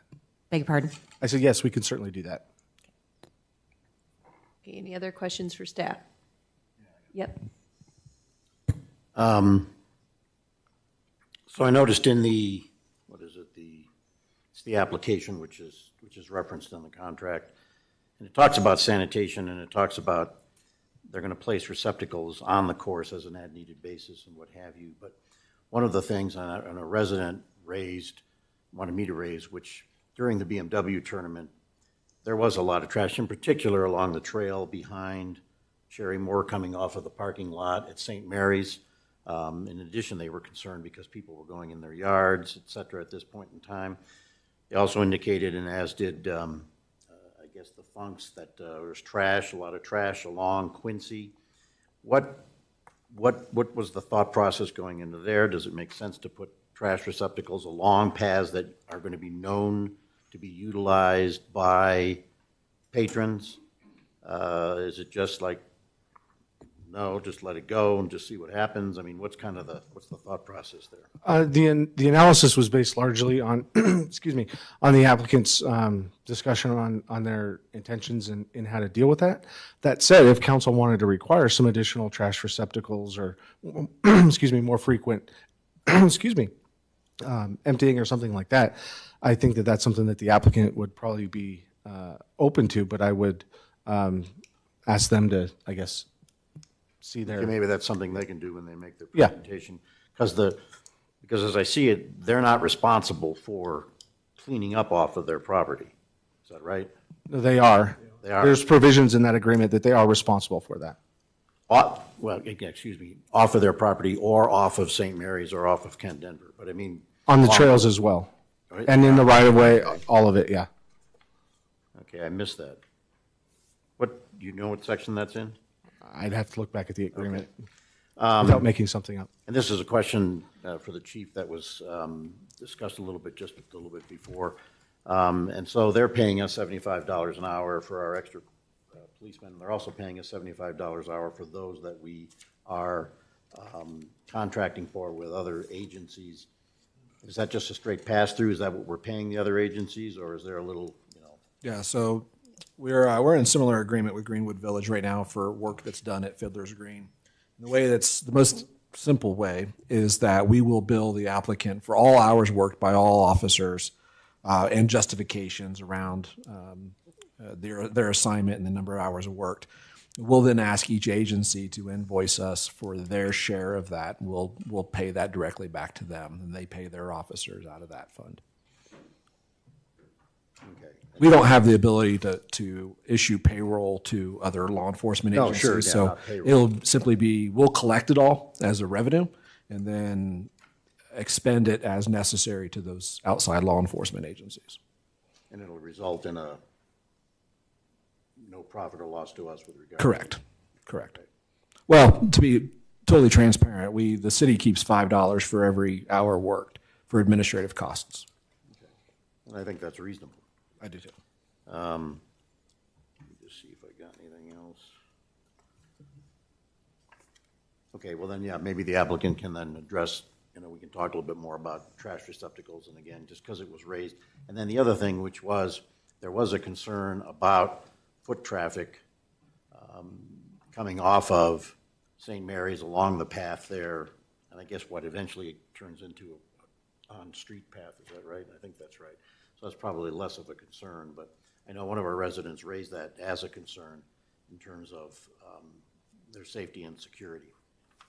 So I'm just raising that to say, hey, maybe we can talk about that in terms of what might be done about that or not. Someone made a suggestion about maybe, temporary fencing along there. I don't know if that makes sense or not, but I know that I was asked about it. So I'm just raising it for discussion purposes. Well, that's probably a good note in which to invite the applicant up to make your presentation. Just please remember to state your name and address for the record. Thank you. My name is Chris Manley. Address is 1203 East 3rd Avenue in Denver, Colorado. But I'm on the board of Cherry Hills Country Club and a member of Cherry Hills Country Club. Thank you very much for your time. We appreciate your consideration of this application. This is a very special event for the country club and for the village. It's the most prestigious amateur golf tournament in the world. The previous champions have been Arnold Palmer, Jack Nicklaus, Tiger Woods, and right here in our own village, Phil Mickelson. So we're excited. It's truly for those of us that are golf aficionados, the world will be watching Cherry Hills, and it'll provide some great publicity for the village and the community that we love. So thank you for your consideration. I think the most important thing we keep in mind, similar to those that were around in the 2012 Open, is this is a very small in stature in comparison to the BMW Championship, roughly 1/5 the size. During the week when you have the practice rounds and the qualifying rounds, most of the patrons are simply parents. These are 16 to 19-year-old young men. Their dad is typically, or their brother is on the bag. You have very few crowds. The crowds will really start to show up a little bit Thursday and then Friday afternoon and then through Saturday and Sunday, which helps mitigate some of the concerns regarding Cherry Hills Village Elementary. And then to address the specific questions as far as trash and crowd control, the agreement does have very strong language requiring us to either clean up or remediate, whether it's trash or any other damage caused in off-site, or the village has the opportunity to do it and then charge us back for it. Obviously, our preference would be we would get it done. As far as putting trash receptacles along University, my preference would be not to.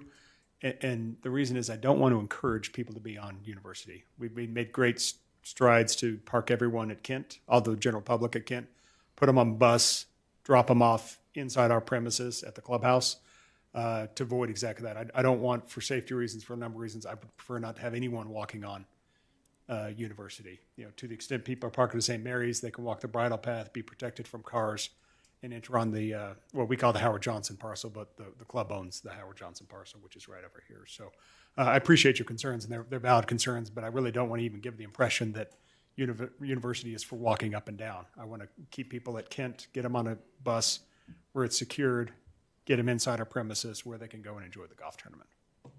And then as far as your question, I think that's a good idea. We'll make sure the signage, there's no access on the western side of the club, and we need to make sure that anyone who's curious is deterred right away from thinking that that's a place to park and they'd have any ability to access the club.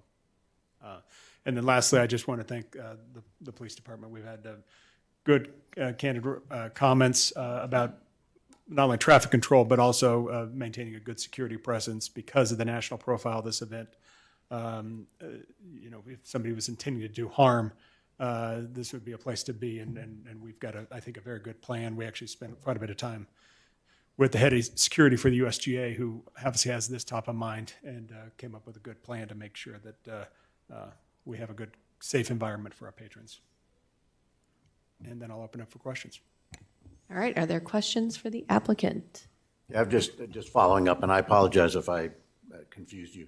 I wasn't talking about trash receptacles along University. It was, in fact, along the bridle path coming that will connect St. Mary's to the course. Done.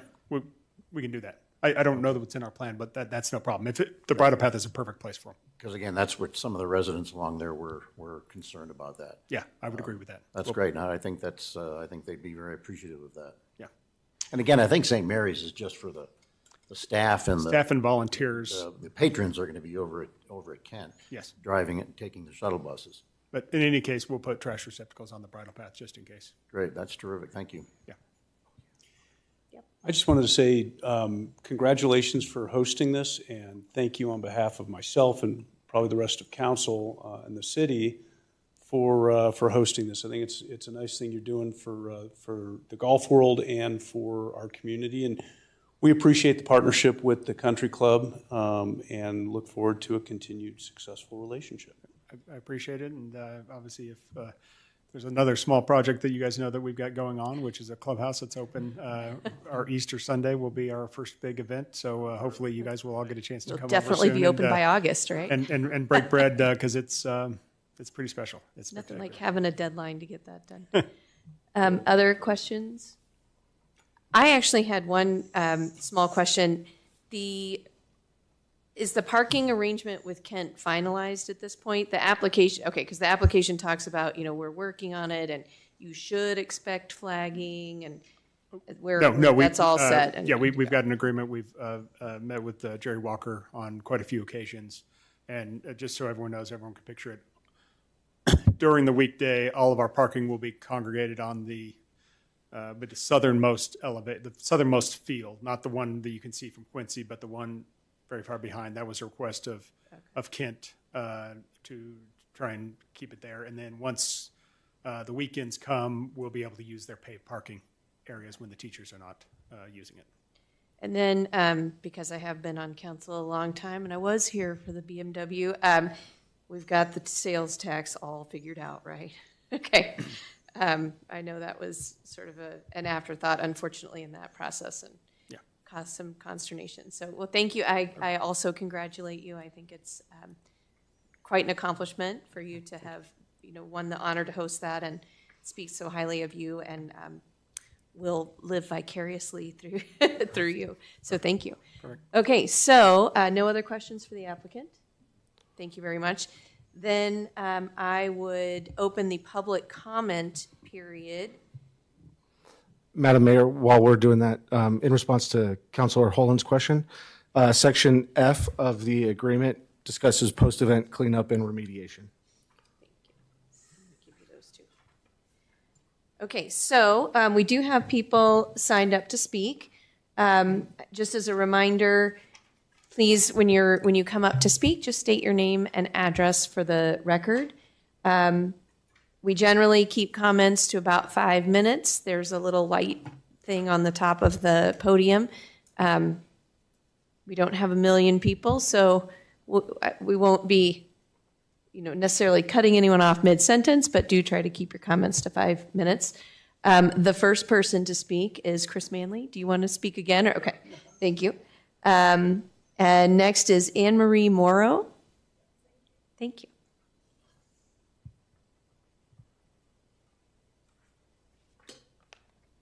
Anne Marie Morrow, 15 Cherrymore Drive. My home borders the north side of the parking lot of St. Mary's and then the wall along University. The neighbors bordering the trail have met. Liz Sanders was to speak with you tonight, but she called me at 5:45 with an emergency and asked me if I would put together the thoughts. So bear with me as I proceed through this. I did give you some photos, and if anybody else needs a copy of them, I'd be happy to give them one. But our residents have residual concerns from past tournaments, trail use and abuse. The important culprit is access to Cherry Moore from St. Mary's parking lot. Crime is front and center. I'm talking about very recent crime within months and weeks. We've had attempted break-ins. We're suspicious of drug crimes with a SWAT team response with access through St. Mary's. We are presently vigorously discussing pros and cons of gating the entry and requesting St. Mary's to install a rail entry for evenings, vacations, etc. If you look at the top left picture, this is the entry to the trail.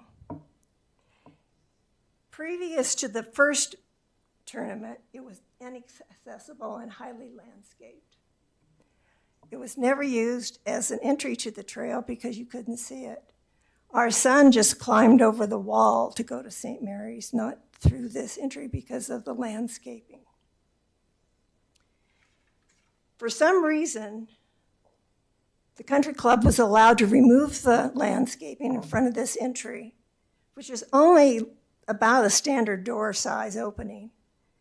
If they promised to replace it, they've replaced it with a tree that is struggling right now to live. If you look at Liz standing under the tree, she's about 5'4", and the branches that are presently there are at her head.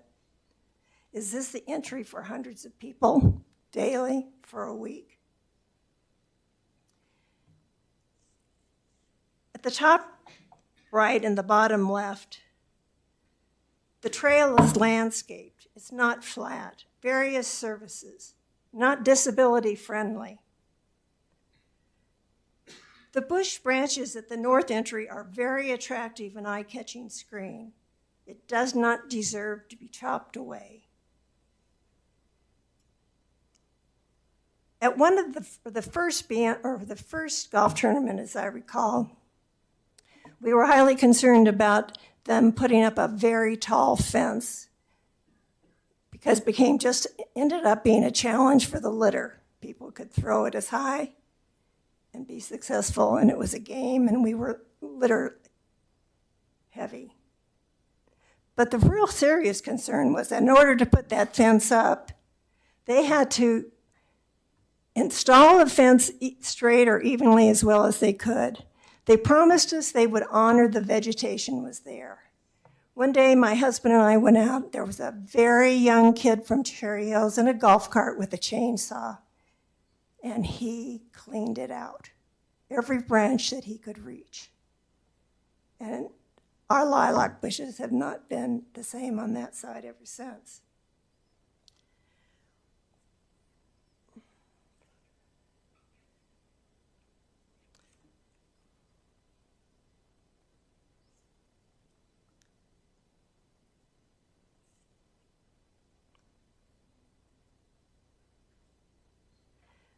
The other concern was back to the crime, because after an awareness of that opening became available to the general public, within a month after that, our home was experienced an attempted break-in. About 2 or 3 months later, after that, our car in our driveway was ransacked, and we can only attribute the access through that opening from St. Mary's.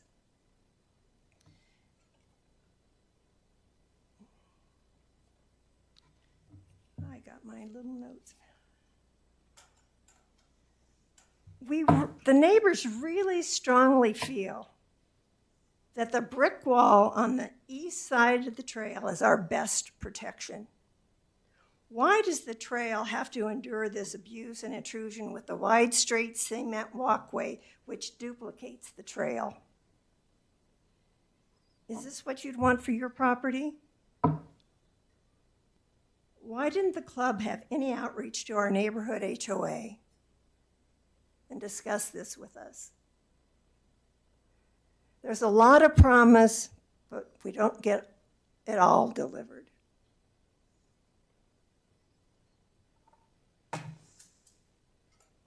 So I would, as all of the other neighborhoods who border the trail would appreciate your consideration. Take a look at that sidewalk. Flat, straight, accessible, easy exit from St. Mary's, straight to the entry of the event. The trail, it does not offer you that.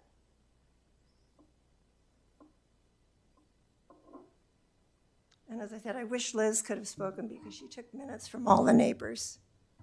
And this was at 5:45. But I think you understand that we don't welcome this as much as the country club welcomes it. Thank you for your comments. Just as a quick question, Paul, can you try to show on this the screen that you have up where the entrance that's in the photo? Do you have a copy of this, first of all? No. Yeah, where the entrance that she's referring to is. Okay. Do we have anything that shows where it is? Is that in the center of the parking lot? And where he enters? Is it the upper lot or the lower lot? The one toward the top of the, There you go. I just want to make sure I understand what we're. That's the wrong school.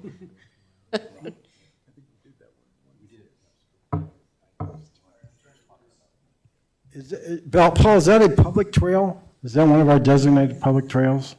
That is correct. Colorado, keep going.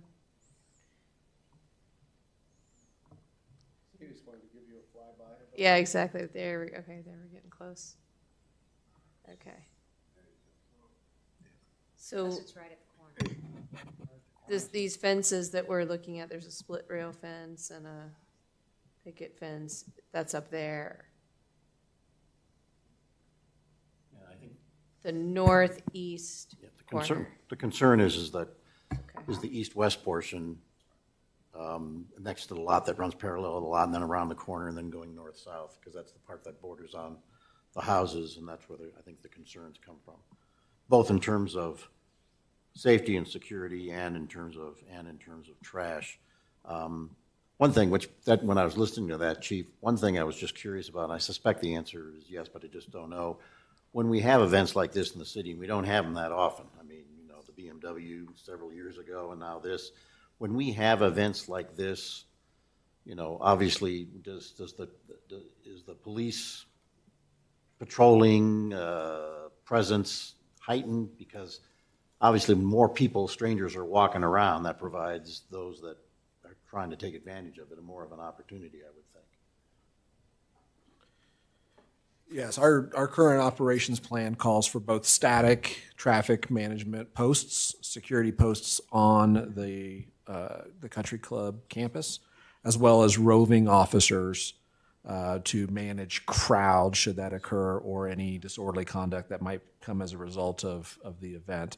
So it is built into our operations plan to have people who will be mobile throughout those paths between Kent and the country club and Howard Johnson, St. Mary's. All of those will have increased presence.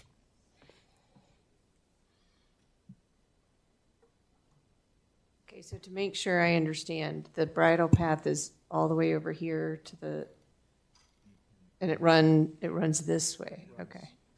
And then goes north. Then goes north, correct. Okay, thank you. Consider the surfaces of the pathway. Look at that rock. It's not level. It's a gully down the center. So where is the entrance to the bridle path from the parking lot? Somewhere in the middle here? No, it's close to the wall. It's close to over here towards University? somewhere over in here. It's closer to the university. Okay. Thank you. I just wanted to make sure I understood what I was looking at. Okay. Are there any other questions about the locations in these photos? Okay, thank you. Thank you, Ms. Morrow, for coming to speak.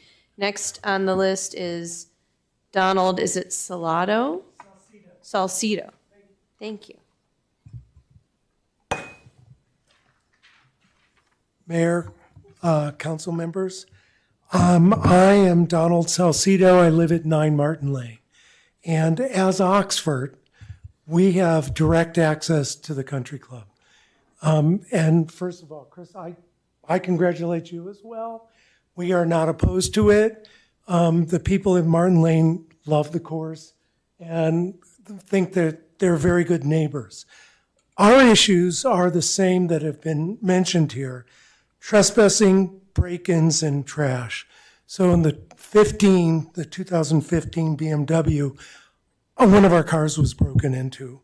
And in last summer, there was a wedding on 13, which is where our house is.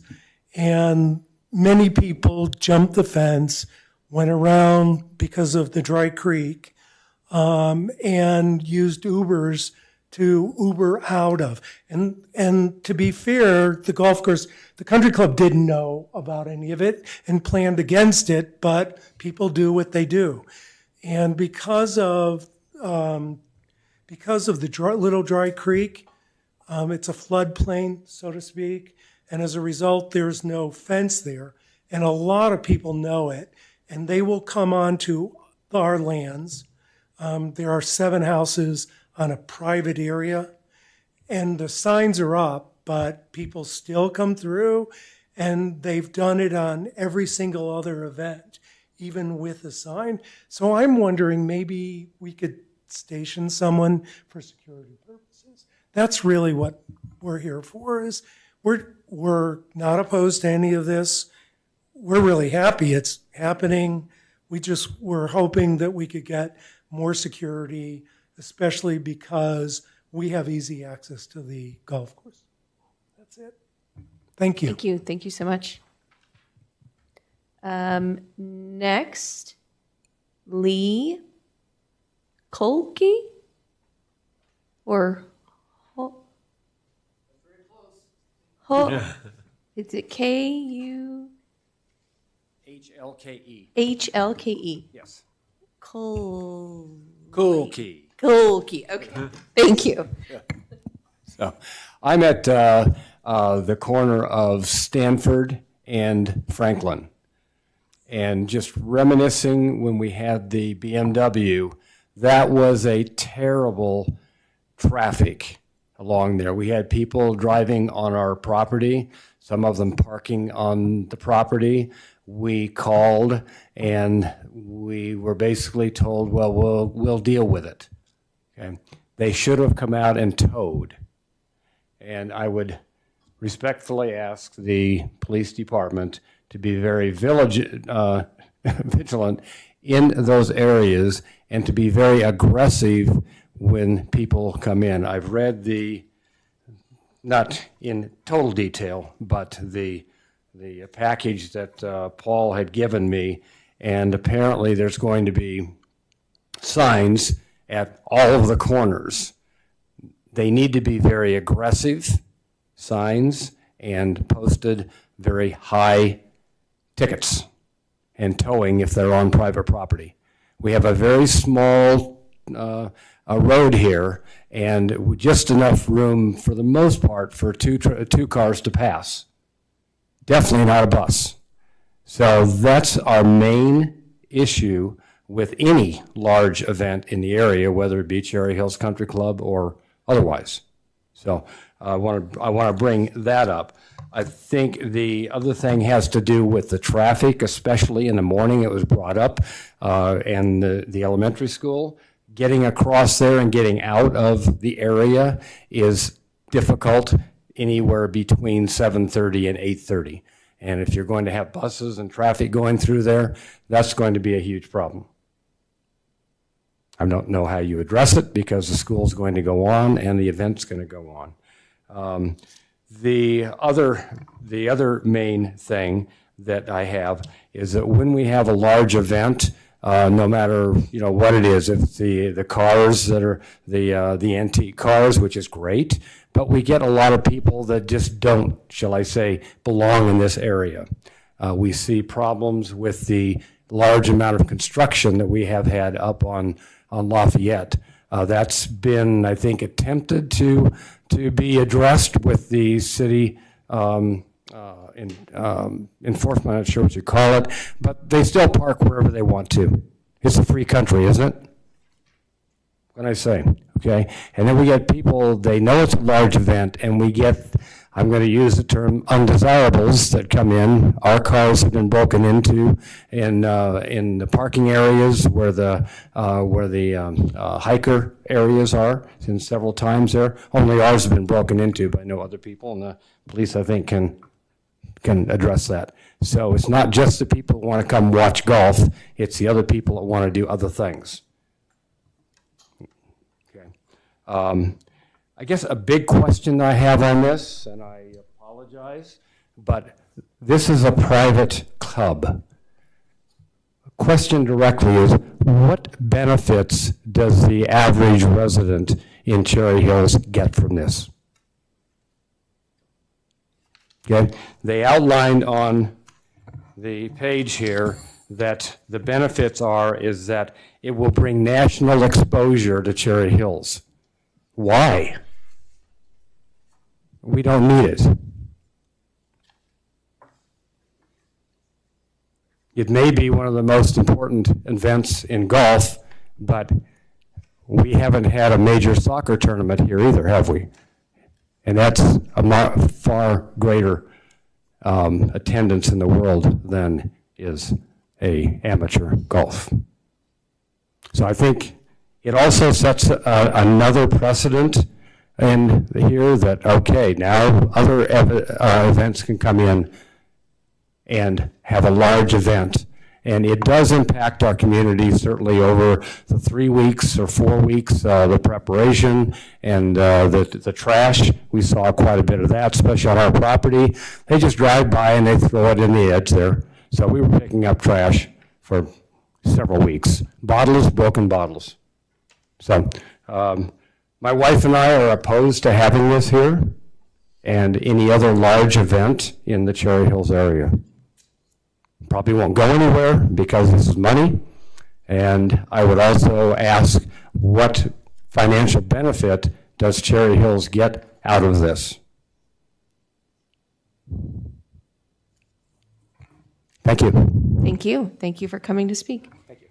And last, William, is it Byers or Buy-ins? Buy-ins. Thank you. Hi, Council.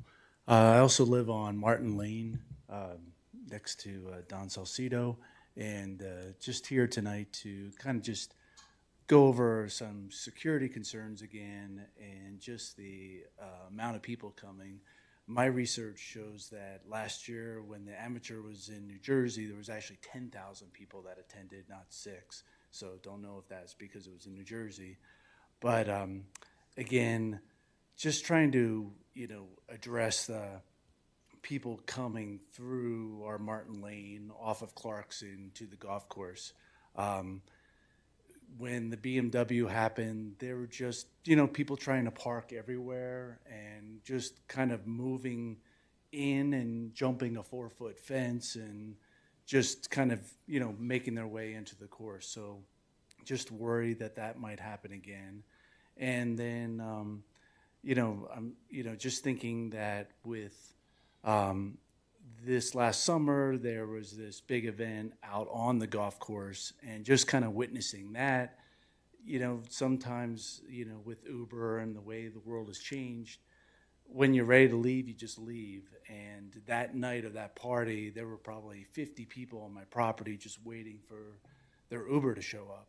So it just seemed like there was a bit of lack of communication kind of there between the club and the residents.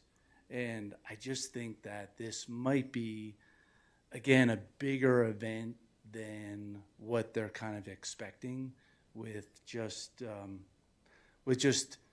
movement of people with golf and kind of the influx of population to Denver now. So just voicing those opinions.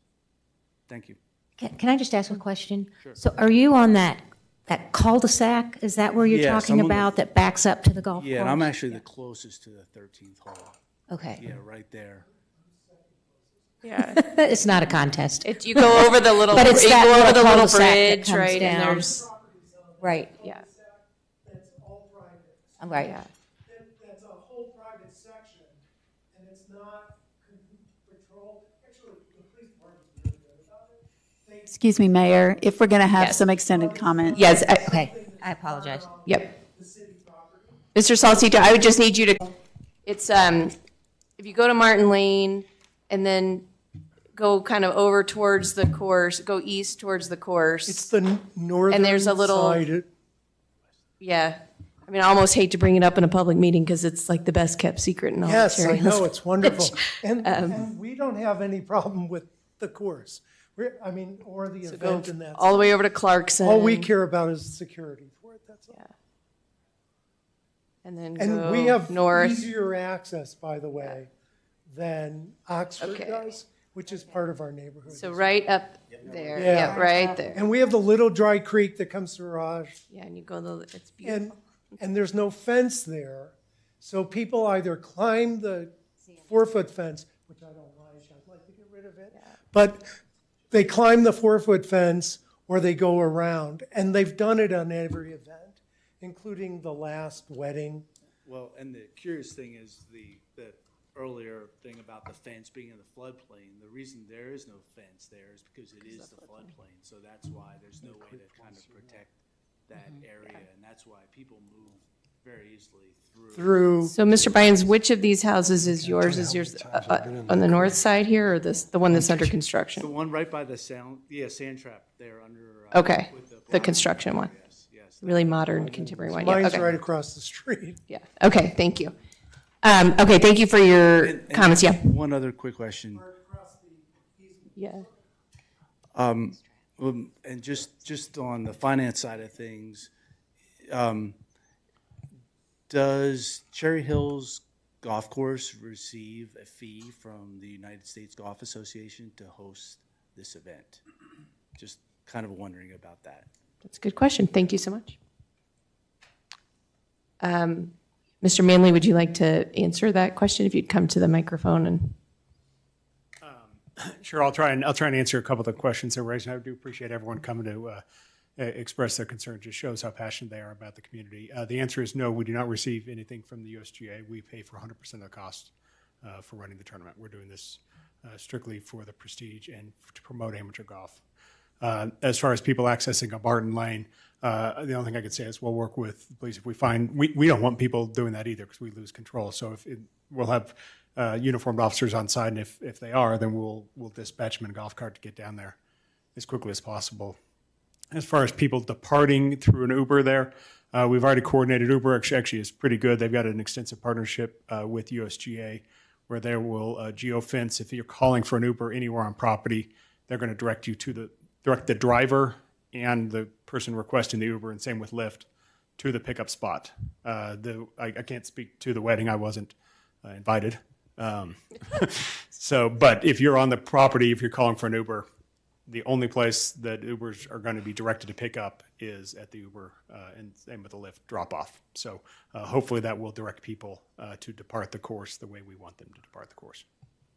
All right. Thank you very much. Okay, so I will close the public comment portion of the hearing at 7:43 and open it up for council discussion. Mayor, may we ask questions of the applicant then? It's closed? Yes, yes. It looks like and again, I'm very supportive of doing this, and we appreciate it. There have been 3 real issues. I think you addressed one with additional security that you'd be willing to provide on Martin Lane to try and prevent that, which seems to take care of that. The 2 other issues, one is the parking sign, no parking signs in the village, where we talked about, where it was brought up. Are we going to have additional parking signs in that end of the village? Can we do that, Jay? Yes, that would be up to the applicant. We can request more no parking signs.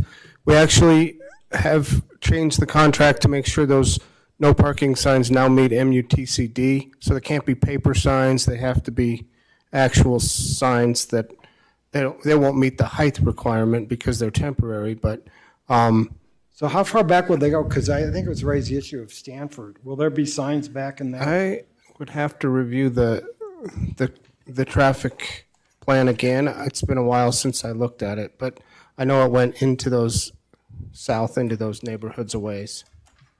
The other question, and maybe you can address this, is it looks like St. Mary's Academy, there's only 260 spaces for volunteers, et cetera. How critical is this Cherrymore path to you versus walking down University? I don't want our patrons on University. I'd prefer not to. I'd prefer to separate them from the traffic from a safety standpoint. If the bridle path is, being a public access, it's for exactly that, is to protect people from the cars, and I would prefer, especially if people were walking with their kids and their family 4 deep, I'd prefer not to have them on University and be protected from the brick wall that's in existence. And I get that. Can I just ask though, and you said that before when you talked to me, and I understand that, but I mean, during the BMW, I mean, hordes were up and down University. Hordes. So what caused Cherry Hills to sit back and say from BMW, where there wasn't a problem with people on University walking up and down? I was one of them. I walked. That's how I got to the tournament. To now. Well, if you remember on BMW, we actually had the drop-off on University. CDOT allowed us to close the westernmost lane where bus access. So we by design, we had people on University. This tournament is 1/5 the size. I know of that. So as a result, that the hope is, all things being, I prefer not to, from a safety standpoint, not to have patrons on University to the extent possible. People are going to ride their bikes, they're going to walk, they're going to do what they want, but the less people that could possibly interact with traffic, the better off, in my opinion. By the way, I didn't mean to interrupt. I just wanted to clarify that. But before I do, since everybody's saying it, I'm excited about having the tournament here too. Thank you. I went to the BMW, I went to the Ladies Open. I'm looking forward to going to this one. But we do need to deal with the trash and the traffic issues and the safety. So before Earl interrupted me, but let me ask, because you're talking about at St. Mary's Academy, only the employees and volunteers. So would there be children walking there? Looking at safety, which makes sense. Well, volunteers can come, and they can bring their kids to go watch the tournament while they work, and it's going to be real limited. And not everyone at St. Mary's will use the bridle path. For instance, we'll have a shuttle bus that's going to pick up people that may not be able to walk or don't want to walk that far. So it's not that everyone in the 200 and some spots that are there is going to use the bridle path. It's just, if they're inclined to walk, they may walk down there and enter off of 18T and what we call the Howard Johnson lot. Otherwise, we will have access in a van that will take them up through the main entrance. Okay. Thank you. Chris, what was the attendance at the last amateur? What year was that? Last amateur was 2012, and it was in that $4,000 to $5,000 range. I think there was a question brought up as far as last year's new amateur in New Jersey, and where I respectfully disagree because I was there. They were about 2,000 people. They may have been 10 for the week, but they were not 10 for any day because I was there. But it's we set attendance records in 2012 at 3,000 to 4,000, and we're hoping to do better this year. But New Jersey did not have it 10 on any day by any stretch of imagination. Other questions or comments? I think the one comment that I would make as I read the traffic plan, and there is just, this chart of all the signs that they'll put up, and I noticed all of the, no parking, no event parking, violators will be towed.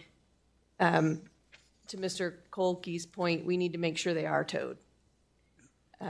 We need more than just a sign. We need to make sure that happens.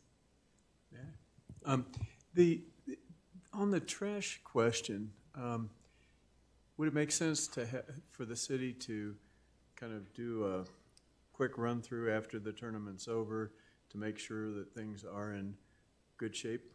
After there's been an opportunity for the club to clean it up, almost like an inspection to make sure that things are okay. I know there's a deposit. And that's what we did. We haven't had issues with the amateur, as in need repair on the trail, but the club actually rebuilt the entire trail after the BMW and then watered it until, and again, that was the trash. I don't know what was on the private property, but we did work with the course, and we will again, to make sure that, we do a walkthrough and everything is picked up and repaired.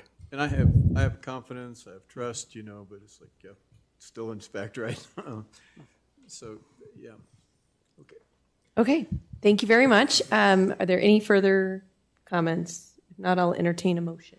Well, hang on. Oh, yeah? I do think we should have some discussion about it. Well, we can either make the motion, discuss, or Okay. we can discuss before, whichever. I Go just ahead had and do one more that. comment. Okay. And I'm back looking at the sign, the map that has where the signs are going to be. And there aren't any on Martin Lane, so that may be another place to add them. Okay. Okay. I move to approve Resolution 14, Series 2023, a resolution conditionally approving a major special event permit at 4125 South University Boulevard for the 2023 U.S. Amateur Championship. Thank you. Is there any need to specify the additional signs that we've discussed, or it seems like you've? No, we'll coordinate with the applicant to get that revised. Thank you.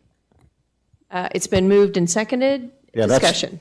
yeah, I'd like to have a little discussion, because I think that's the important thing here is, and I don't know, the thing is A, the parking, the trespassing, and the trash. And I think Mr. Hanley's heard that and going to deal with appropriate trash receptacles in areas where he believes patrons are going to be going. One of the things I was curious about is no parking or residents only. I mean, in the areas where you think people are going to come, Martin Lane as one of them, maybe even over in Susan, your area, maybe that's where people go as well. I don't know. But it's just to do something to say, hey, for this week, there's no parking in these areas. Maybe it's a half-mile radius around the course. I don't know. I mean, what do we think about that? And I would just, in talking to the chief, and I had the same concerns. It's either an all or none, because we don't know who's a landscaper, who's going to the club, who's an owner. So it would either be, good point, no parking at all on the street during the tournament, or, because we can't figure out who's really a landscaper or an owner or someone going to the club. So it's a hard enforcement. Yep, no, that's a good point. I don't think we can tell people who are legally, lawfully have a right to be parking in a public right-of-way that they can't park there. Specifically, if it's somebody who's going to babysit at that house or to water the plants or walk the dog or something. Now, I suppose if a resident sees somebody getting out with their shade umbrella and their cooler and you start walking towards the golf course, that might be something else. But I don't think there's a black and white solution to it. Yeah, no, I agree with you. I mean, I'm one of the big ones that talks about the public right-of-way and the public's right to use it. And I'm like, this is a week's period of time, and I think about all of the boulders and all of the fencing, for instance, just along Happy Canyon on the west side of the street, which just blocks the public right-of-way completely, permanently, as opposed to 1 week. I'm like, isn't there something we can do that might not be legal or lawful or appropriate, and it sure as hell exists in another part of the city permanently, and we don't seem to care about that.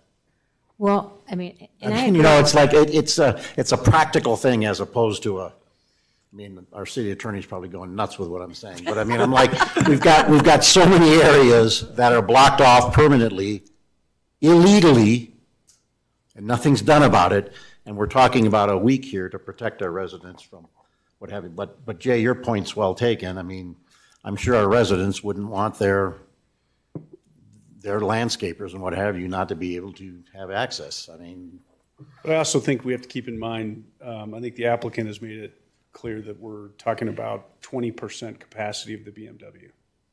right, I agree. And if it's really the majority of these people coming in are family and friends of the players and not fans of the amateur game, they're going to follow the rules, would be my guess. They're going to take the shuttle bus from Kent or if they're truly family, or if they're going to be parking closer in, either at St. Mary's or on the property, or at the Johnson lot.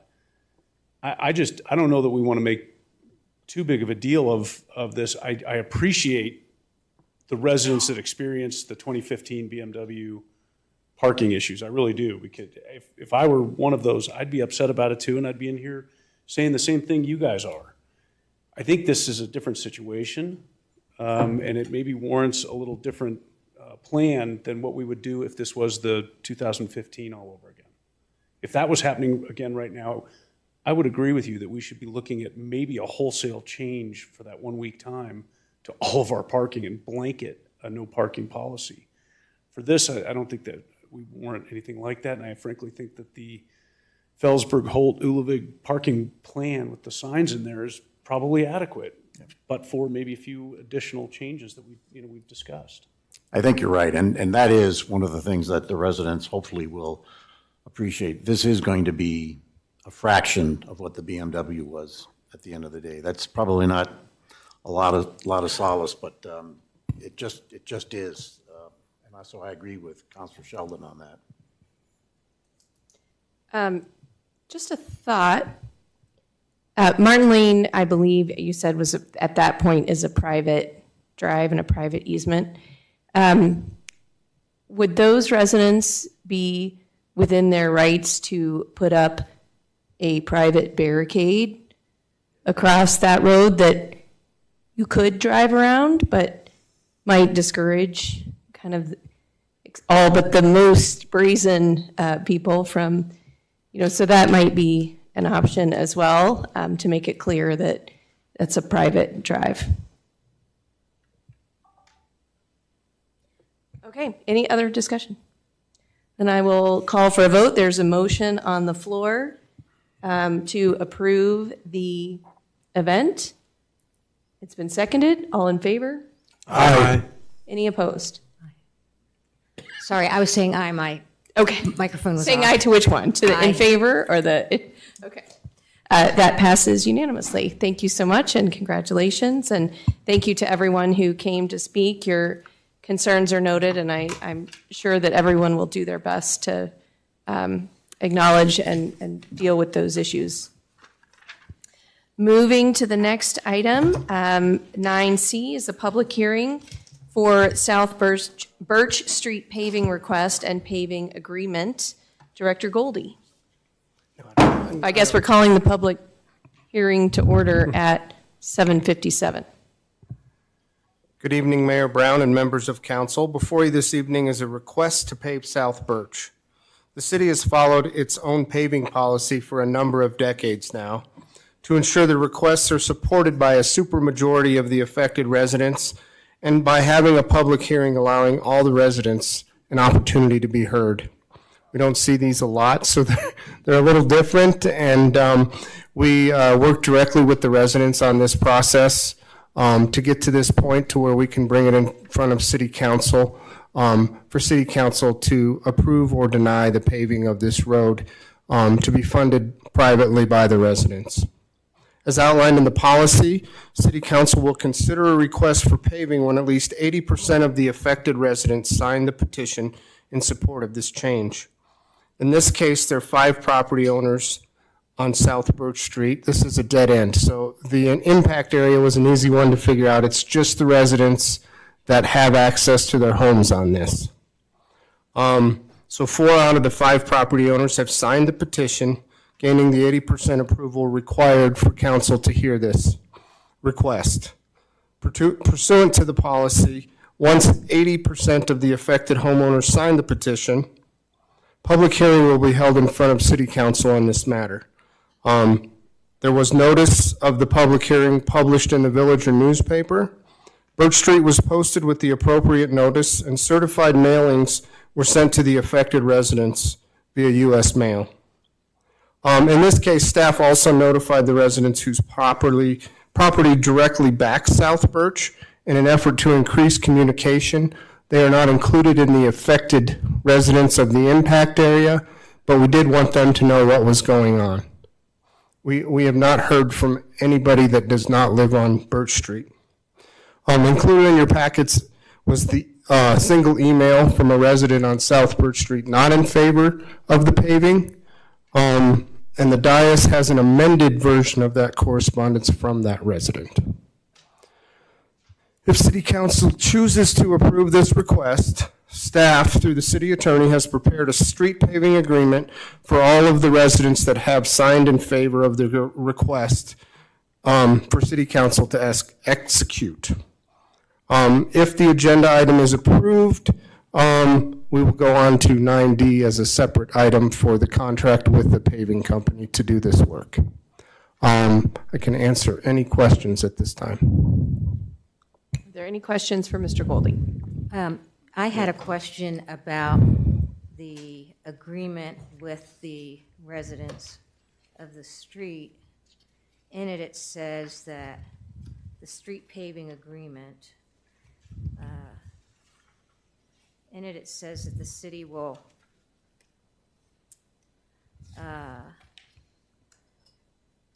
let's see, F2, all contracts to construct paving shall be let to the lowest reliable and responsible bidder. What we do,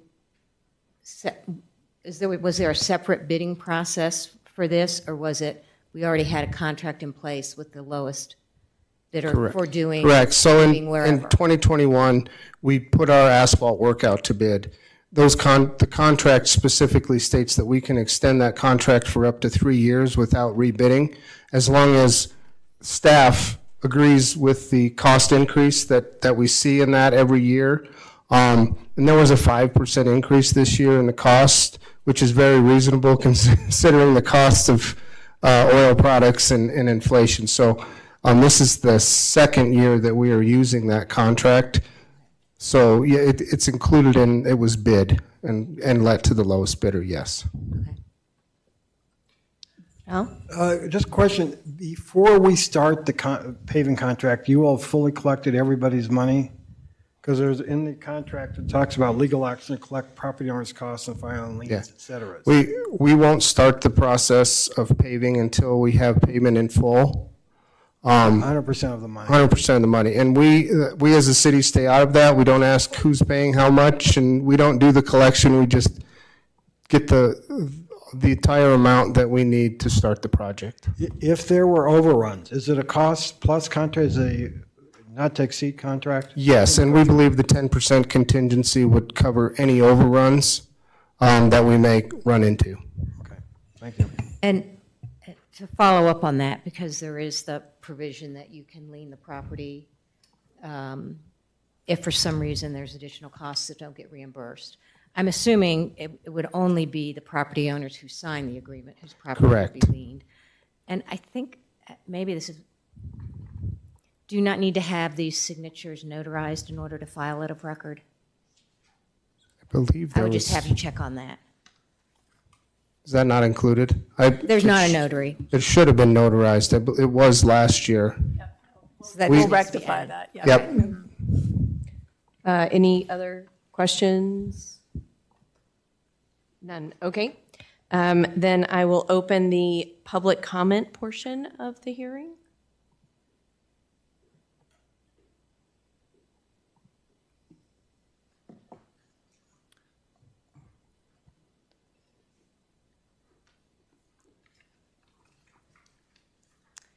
Thank you so much. Just please state your name and address for the record. My name is Chade Nelson. I live at 4900 South Birch Street. I'm here to represent the majority who want the street paved. I wanted to come here and just go through a few of the bullet points of the discussions I had with all the neighbors on the street of why we all want it paved. Initially, the obvious reason we're tired of having muddy, dusty, dirty cars. This winter was particularly bad with the winter, with the very slow snow melt. Our road was so incredibly muddy, pretty much all winter long. I'll keep these brief. I know this night's gone long for you guys. Most of us get our windows cleaned a few times a year. Within a few days, the dust in the summer especially, our windows are dirty within 1 or 2 days after they're cleaned. This winter, trash service was skipped about 4 or 5 times whenever it snowed. the excuse the trash company gives is that it's too muddy and they can't risk their trucks getting stuck, even though that road is pretty solid and it's not, I mean, I don't think a truck will get stuck in it, but that's the reason our trash isn't getting picked up, and they don't come until the next week, which causes quite an inconvenience. There aren't any owners on the street that own horses, to my knowledge, but there is a bridle path that runs parallel to the street for any of the residents in the area that need access to the Highline Canal. There is a path that goes through there, so the paved road wouldn't impact that. All of the consensus is amongst the owners that having the street paved would potentially increase property values, and also whenever we decide to sell our homes, it'd be a lot easier to sell our homes with a paved road as opposed to dirt. I've lived there for 2 years, roughly now, and it was a tough decision. I actually knocked on doors and asked the owners if they would be willing to agree to pave the street prior to purchasing the house, because I really didn't want to live on a dirt road, and the consensus was that they would. So we went and purchased the house, and it's just moving and life and everything just took a little bit of time to get this project going. So everyone's in agreement with that as well. And just on a personal note, my wife and I have a daughter with special needs.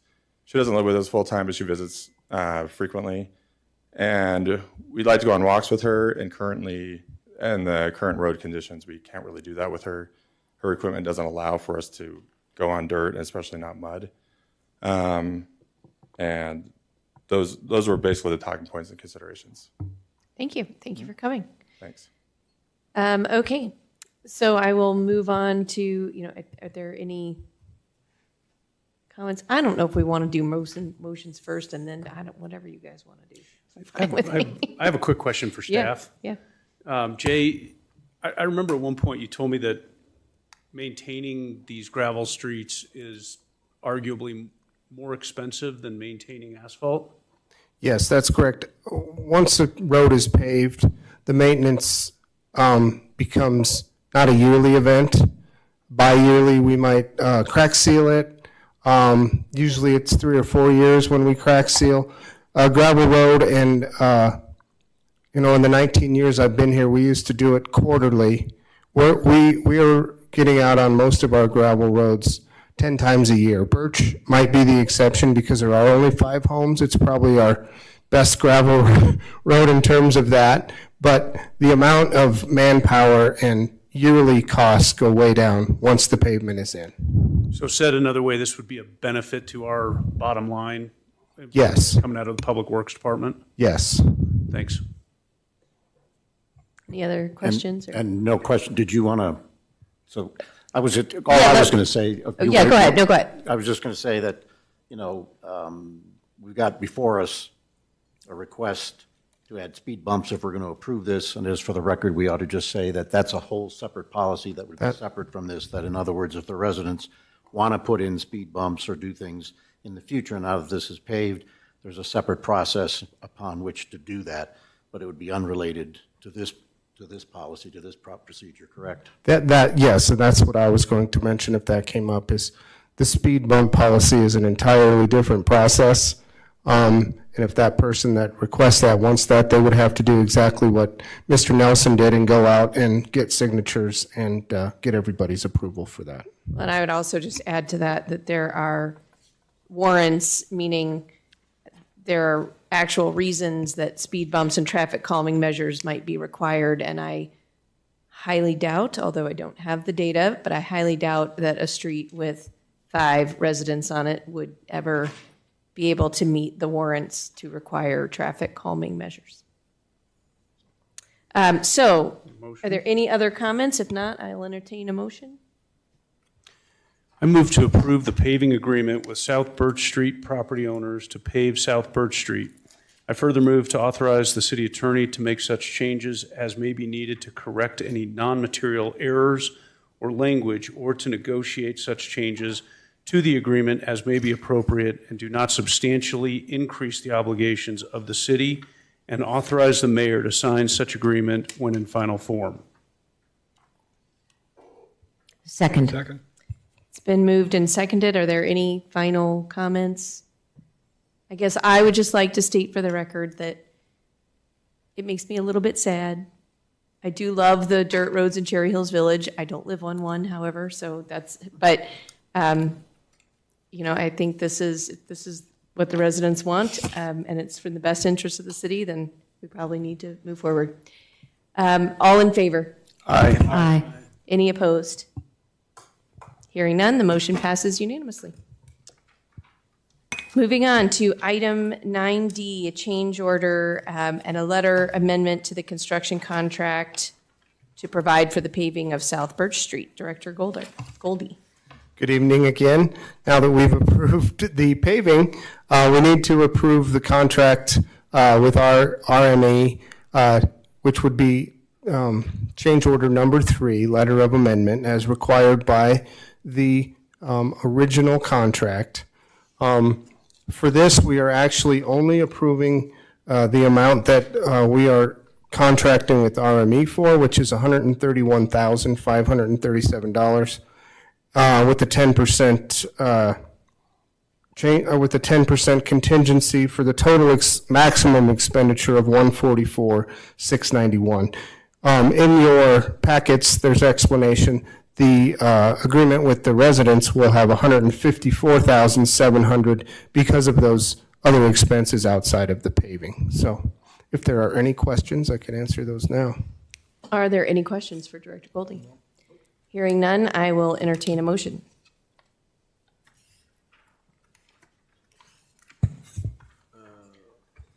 I move to approve change order number 3 to the 2021 construction contract with RME Limited LLC, DBA Elite Surface Infrastructure, in the amount of $131,537, with a contingency of $13,154, parens 10%, for a total maximum expenditure of $144,691. I further move to authorize the city attorney to make such changes as may be needed to correct any non-material errors or language, or to negotiate such changes to change order number 3 as may be appropriate and do not substantially increase the obligations of the city, and to authorize the mayor to sign such change order when in final form. Second. It's been moved and seconded. All in favor? Aye. Any opposed? Also passes unanimously. Moving on to item 9E. Council Bill 1, Series 2023, amending Chapter 4, Article 4, concerning retail sales tax pursuant to voter approval granted on November 8th, 2022, on first reading. Mr. Furman. Good evening, Mayor and Council. We have an ordinance for consideration this evening on first reading. And normally amending Chapter 4 of Article 4, retail sales tax, would be very uneventful and unexciting. But I think the city has been on this journey for so long, and there's reason to be excited about this one this evening. So we'll start it off there.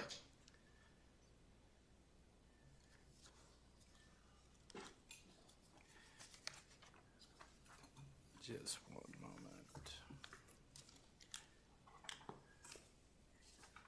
There are 2 major definitional code revisions to discuss this evening, and one is economic nexus. In 2016, South Dakota enacted a statute requiring internet sellers with no physical presence in South Dakota to collect and remit sales tax if the business had more than $100,000 in sales or more than 200 transactions into the state. And even if the business had no property or employees in South Dakota, they were requiring nexus. They basically adopted economic nexus rather than a physical nexus standard. Well, a legal challenge followed, which was South Dakota v. Wayfair, and ultimately the Supreme Court ruled in favor of South Dakota in 2018. This opened the door for a change in the way online sellers had to collect and remit sales tax. The Supreme Court held that an out-of-state seller's physical presence in a taxing state is not necessary for the state to require the seller to collect sales tax. In 2020, the Colorado Municipal League released a model ordinance developed by home rule municipalities and in conjunction with the Department of Revenue and the business community as part of a tax simplification effort. And as of today, 43 out of 68 self-collecting sales tax home rule cities have adopted this ordinance. And I will be referring to this model ordinance throughout the presentation. And more on the city's proposed definition of economic nexus in a moment. As we all know, last fall, the village residents approved ballot question 2A to update the city's sales tax code, requiring persons engaged in business in the city, which includes delivering it to the city, to collect retail sales tax. So the next step for tax collection to take effect is for the city council to approve municipal code changes to align with the ballot outcome. At the council retreat, it was discussed whether council wanted holistic code changes with all recommendations or to piecemeal the changes so the city can expedite alignment to the ballot. Council directed staff to move forward with deliberate speed to enact the city's justification to collect remote sales tax. Now, there will be multiple steps involved to update municipal code for 2A implementation. And phase 1 of this project is the ordinance for discussion this evening. Phase 2 includes joining the state's centralized sales tax system, or CETS, which was created to ease the remittance burden of businesses. The city's tax exemption review will also need to be completed as required by CETS prior to joining. Along with the possible second reading of tonight's ordinance, Phase 2 is scheduled for discussion on April 18th, with a May 31st target end date. And there also will be additional code changes scheduled for review this summer as part of Phase 3. And more details of that scope of work and timeline is in the council's packet. One of the proposed code changes for consideration this evening is economic nexus, as mentioned, and that is in section 4410. This proposed code revision would be for businesses when sales of tangible personal property, or TPP, of at least $100,000 in a calendar year, consummated or delivered into the city, be taxed. This creates a minimum economic threshold that an out-of-state retailer needs to reach before required to collect and remit sales tax.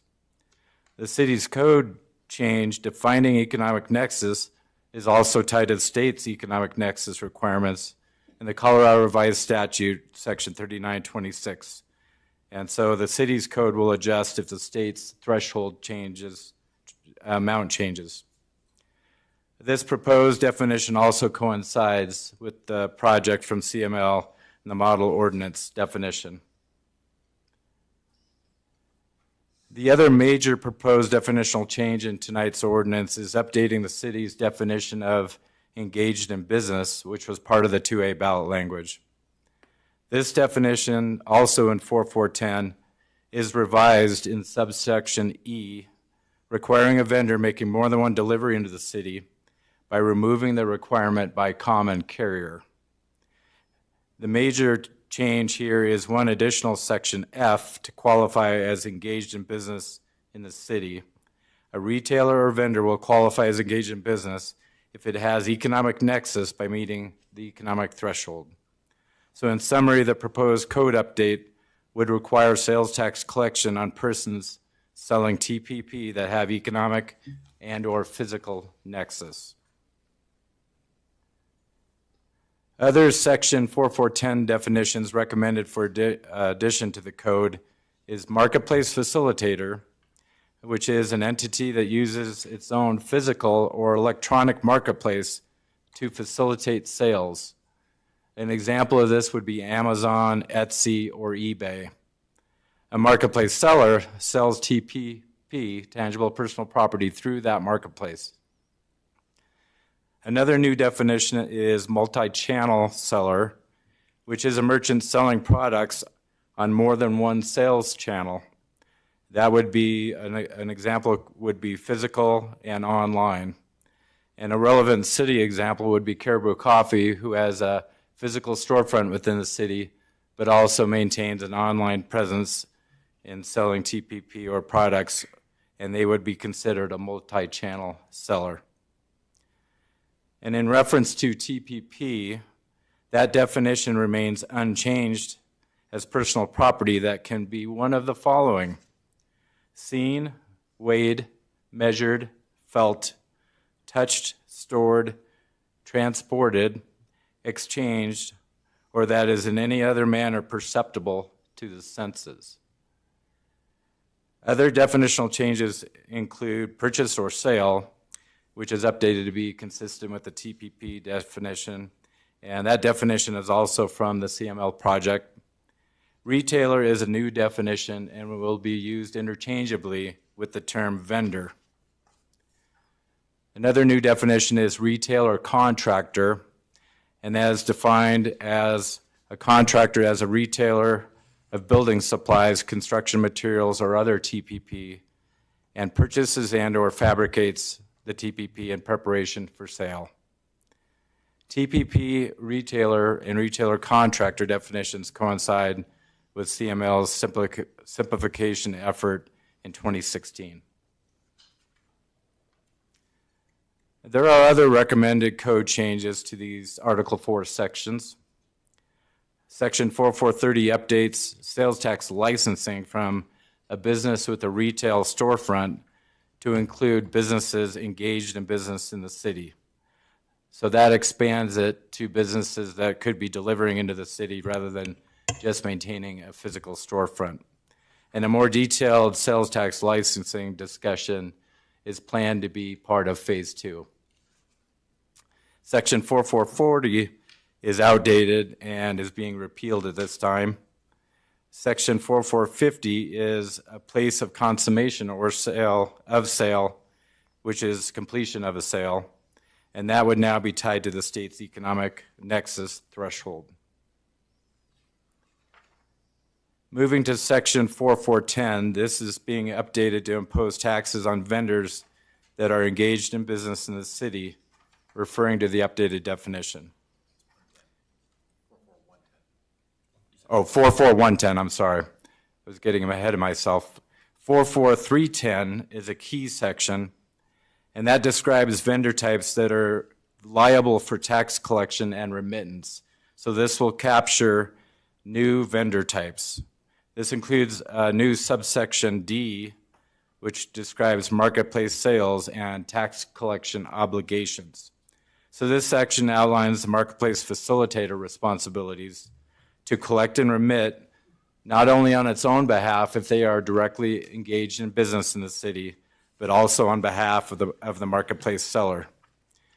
The facilitator will bear the responsibility for collecting and remitting all sales taxes of TPP transactions on their site, similar to any other retailer engaged in business in the city. So as an example, Amazon sells its own brand products directly to consumers and also operates as a facilitator for marketplace sellers. So it will collect sales taxes on all of those transactions completed on their site. Walmart and Home Depot are also examples of marketplace facilitators engaged in business by selling directly their products and also TPP for marketplace sellers. That taxability of services has now been removed from the code. That is another change this evening, as they are exempt from sales tax. So it'll just be taxable TPP and not services. The exemption discussion will be part of Phase 2, and that is calendared for April 18th. And I think there was a change in the schedule, so that will now be a study session in 2 weeks. Staff also had the chance to review these recommended code changes with Council Members Wheel and Holland on March 15th, and they provided valuable input and direction toward these recommendations. So thank you for your time on that, Council Members. So after tonight, as stated, this is just the beginning of the sales tax code update project. Phase 2, which is mainly a review of tax exemptions, the goal there will be to be able to join sets, and they will be able to enforce that if the exemptions are in place. We also hope to discuss licensing as part of Phase 2, And that phase 2 will have a targeted end date of the end of May. Phase 3 is scheduled to start on June 6th, and that will include tax compliance and enforcement in addition to other relevant code changes as necessary. And also a review of the city's current service expansion fee will be tabled for discussion as part of this project. With that, here's the recommended motion to approve this council bill, and if approved tonight, the second reading would be set for April 18th. Thank you very much. Are there any comments, questions for, yes? I'd just like to clarify something, just to be sure that there's no questions about it. The services are not being removed via this proposed ordinance. They were removed in a prior ordinance many years ago. And the service deletions that are before you in tonight's ordinance are merely to reflect that throughout this portion of the code that's being amended.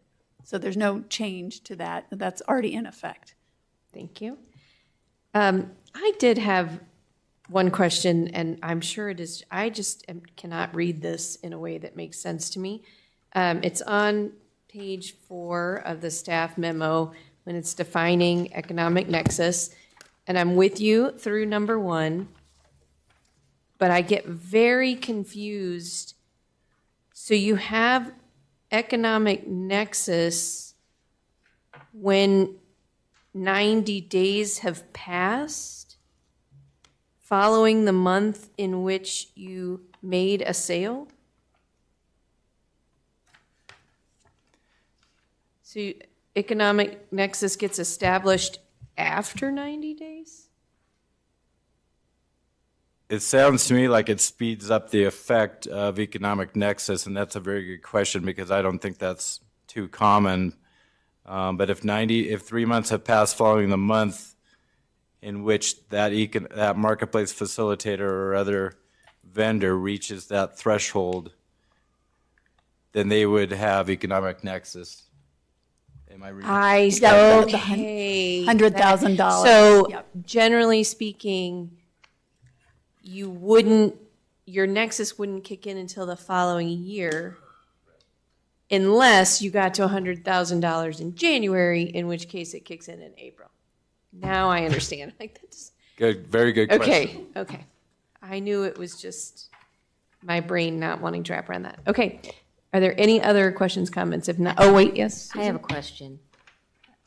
When you went through the definition of TTP, where is that in the definition section? It's not in this ordinance because it is unchanged, so it will remain in the code. Oh, as okay, defined. so that did not change. Thanks. And please quote that back to me.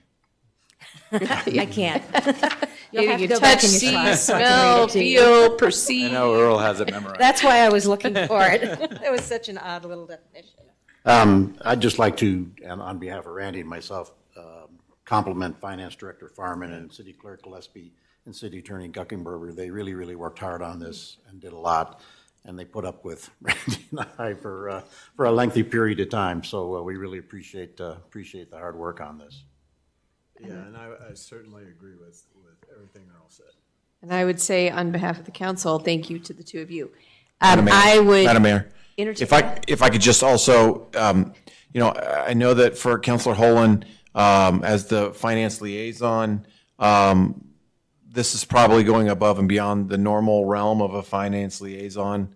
And then obviously, Councilor Wheel and Mayor Pro Tem Wheel being the chair of the committee to help pass 2A, there's a sort of near and dear to your heart component there as well. For both of them, they went well above and beyond, I think, typical normal actions. And for that, this whole process is nothing but stronger for it. That was so boring and anticlimactic. And the reason is because of all the hard work that was put in before tonight. And so I just want to thank you both. It Might not really have been is so that helpful. boring. When Randy and I asked some other questions, sometimes the look on Laura's face was like, what are these guys doing? You guys should have the motion and the second down there. Yeah. Earl, I want to thank you for taking over as the financing liaison. All right, I will entertain a motion from this side of the Well, dais. I'll move to approve Council Bill 1, Series 2023, a bill for an ordinance of the City of Cherry Hills Village, amending Chapter 4, Article 4 concerning retail sales tax pursuant to voter approval granted on November 8, 2022, on first reading. I'll second it. It's been moved and seconded. All in favor? Voice vote. Oh, Sorry, voice roll vote. call. I'm sorry. I'm so used to it. Yeah. Go for it. Counselor Holland? Aye. Counselor Wheel? Aye. Counselor Sheldon? Yes. Counselor Blum? Aye. Counselor McGuire? Aye. That passes unanimously. Thank you. Moving on, Resolution 15, Series 2023, in opposition to Colorado Senate Bill 23-213. City Manager Kramer. Good evening, Madam Mayor, members of council. 2 weeks ago, Senate Bill 23-213 was introduced into the Colorado Senate with a stated attempt to increase affordable housing and reduce greenhouse gases. However, the bill strips home rule authority from local jurisdictions, including Cherry Hills Village, and would allow fourplexes to be built in every part of our town. Home rule is a cornerstone principle over the last 100 years in Colorado, and it applies to over 100 jurisdictions. Staff would suggest that this bill, as it relates to local home rule authority, is connected to is connected to one of the most local of all issues, land use and zoning. Cherry Hills Village recently completed a lengthy master plan process that gathered a tremendous amount of input, especially related to land use. This proposed Senate bill infringes on that local home rule and will cripple these visions from our residents within our master plan. Therefore, staff is recommending the attached resolution to formally oppose Senate Bill 23-213. And there is an amended version on the dais because I believe there's a typo. Yes, in the number. Yes. Thank you So, for that. staff is available for any questions you might have. I would also offer to you, this will not be your last opportunity to talk about 213. There is going to be a voluminous updates in reports, so don't feel that you've got to get all your thoughts out on 213 right at this moment. Just about the letter. Yeah, okay. So, are there any comments that people would like to make specifically about this resolution to that point that there can be updates at a later time? Obviously, I know you're all aware of it. I know everyone on council has been participating in webinars from CML. I know many of us are going down to testify in opposition to this bill tomorrow. Thursday. I mean, I'm sorry. I know. Isn't it all already? swirls together. Isn't it already Wednesday? I know. Yes, on Thursday. We're going down to testify on Thursday, so I appreciate that support. If there aren't any, questions, I would entertain a motion. I enthusiastically move to approve Resolution 15, Series 2023, the resolution in opposition to Colorado Senate Bill 23-213. Second. It's been moved and seconded. All massively in favor. Aye. Any opposed? Hearing none, that passes unanimously. Thank you for preparing that. Okay, moving on to reports. I have been engaged with this issue on a full-time basis. I would say I have spoken with many people, including our state senator. I've had some text communications with our state representative and attempting to set up meeting with her. I sent out an email to 2,100 Cherry Hills Village residents, created a change.org petition last Friday that has almost 1,000 signatures now. And I would be great if we could get past 1,000 signatures by Thursday. And I think one fairly new piece of information that I want to share with council is that I think for a long time, we did not believe that the transit-oriented development part of this bill would be applicable to Cherry Hills Village. And now, in fact, it turns out that it probably is, because as the crow flies, there are a lot, maybe 60 or so lots in the Southmore Vista neighborhood and parts of Cherry Hills North that are within a half mile of the Southmore light rail station. But what you may also know is that there is no entrance to the Southmore light rail station on the west side of the station. And in order to walk from any of these properties to the Southmore light rail station is a 2-mile walk, 2.5 miles in some instances.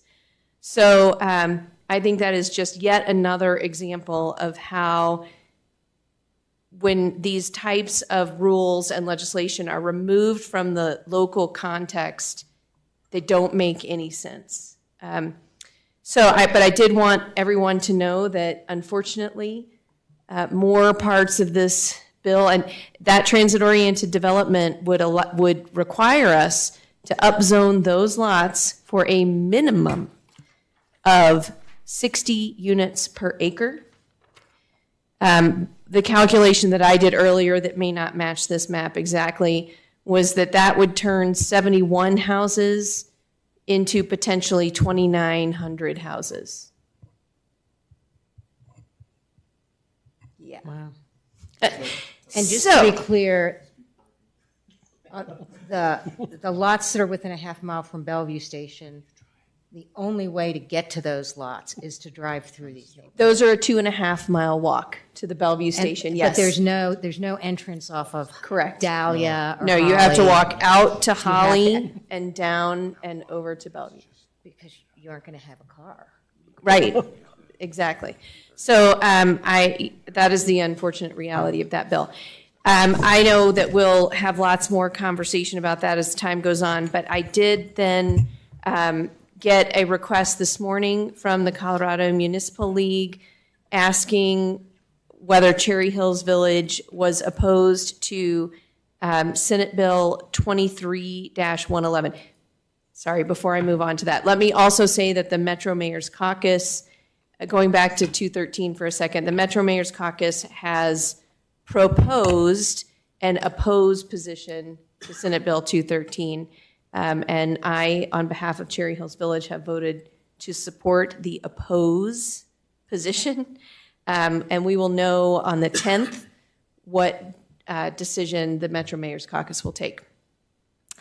So then, moving on to Senate Bill 23-111, we've been asked by Colorado Municipal League to support their opposed position. Senate Bill 23-111 is public employees' workplace protections. It is basically, I have more information here. I won't read this whole thing. It is basically collective bargaining agreements and Chris, do you want to chime in? I think it's in some ways sort of a continuation from some of the previous efforts we've seen from the state to pave the way, make it easier for collective bargaining to happen at the local level. You might recall this similar effort regarding, right now, the employees have the right to collectively bargain today. That exists. This doesn't change that. What it does do is, this is another one of the efforts to help set it up so that collective bargaining almost has to be considered in a way. So, and ultimately, the reason that I'm not too firm on the details is because in CML's opinion, and in my personal opinion, it isn't the details that matter. CML's statement is this: the Colorado Municipal League neither supports nor opposes labor unions or labor agreements with municipal employers. CML supports the right of governing bodies and citizens to determine what is locally appropriate. So again, much like Senate Bill 213, it's not about whether it's 5-foot setbacks or 6-foot setbacks or whether it's 4-plexes or 6-plexes. It's about the fact that local communities should be able to make those determinations on their own. And so I am personally supportive of a no position on Senate Bill 23-111, but I wanted to ask if council, and I won't, if anyone feels that you need more discussion in order to come to a decision, then we can take that up at a different time. But if everyone feels supportive, then I will move forward with telling CML that we oppose this legislation. I haven't read the legislation, so I'm not comfortable taking a position on it. Me too. Okay, So if we want to address it at the next meeting. okay. We can add it to the agenda. Do we have a timeframe or a deadline that we have to think about? I mean, you know, there are only 5 weeks left in the session. But I don't think it's scheduled. We'll hold please. Okay.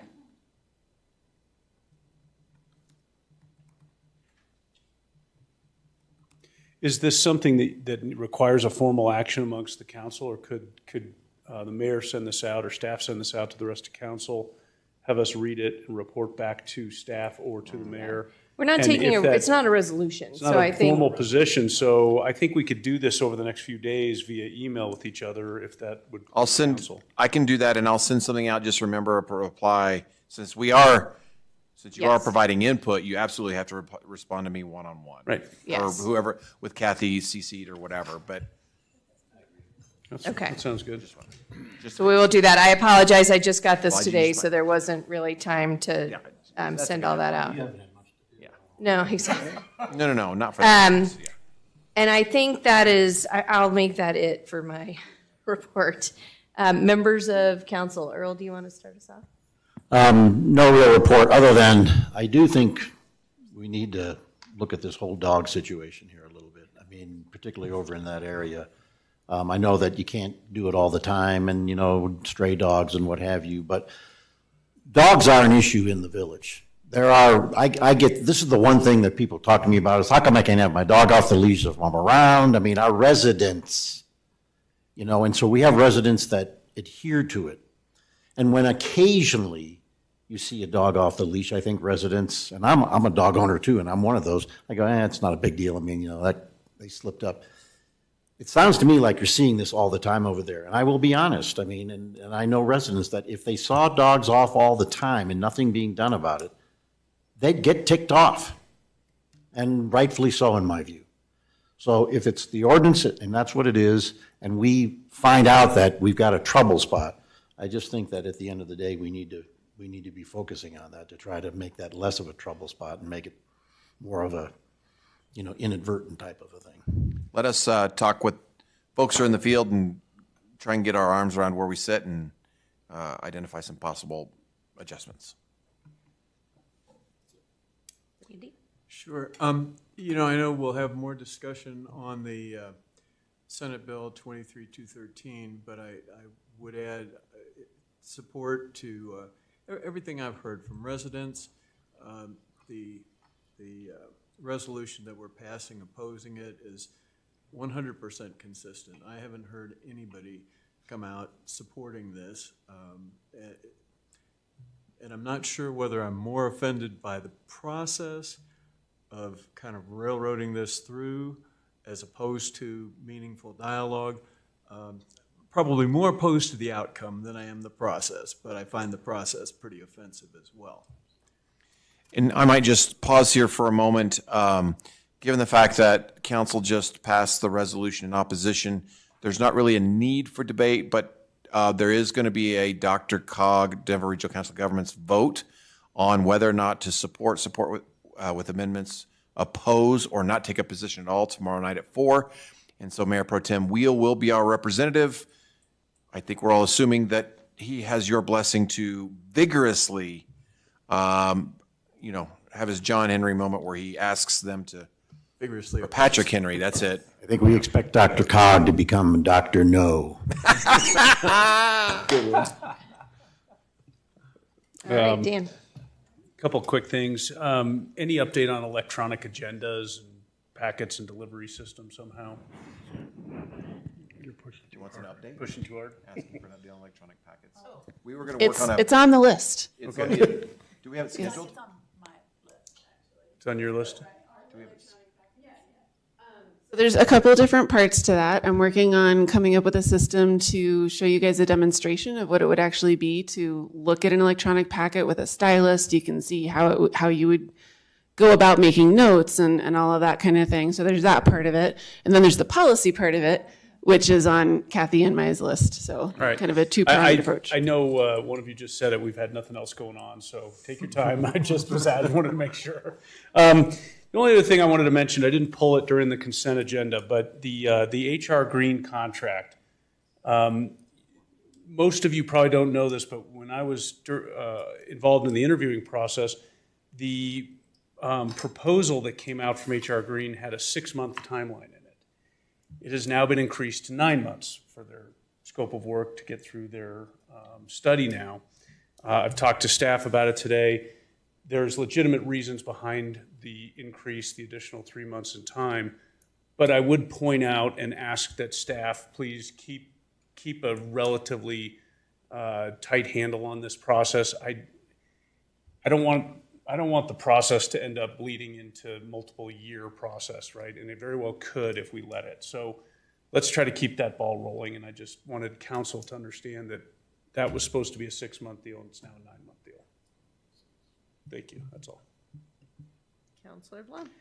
Yeah, I attend along with most of us on the Arapahoe County meeting with the mayor and city council, and a couple things came out of that. One is I was approached by our state representative, said that understanding very well what the effect is on us, but did caution that this ADU thing may be something that we cannot overcome. So whoever's testifying, that's an important situation also.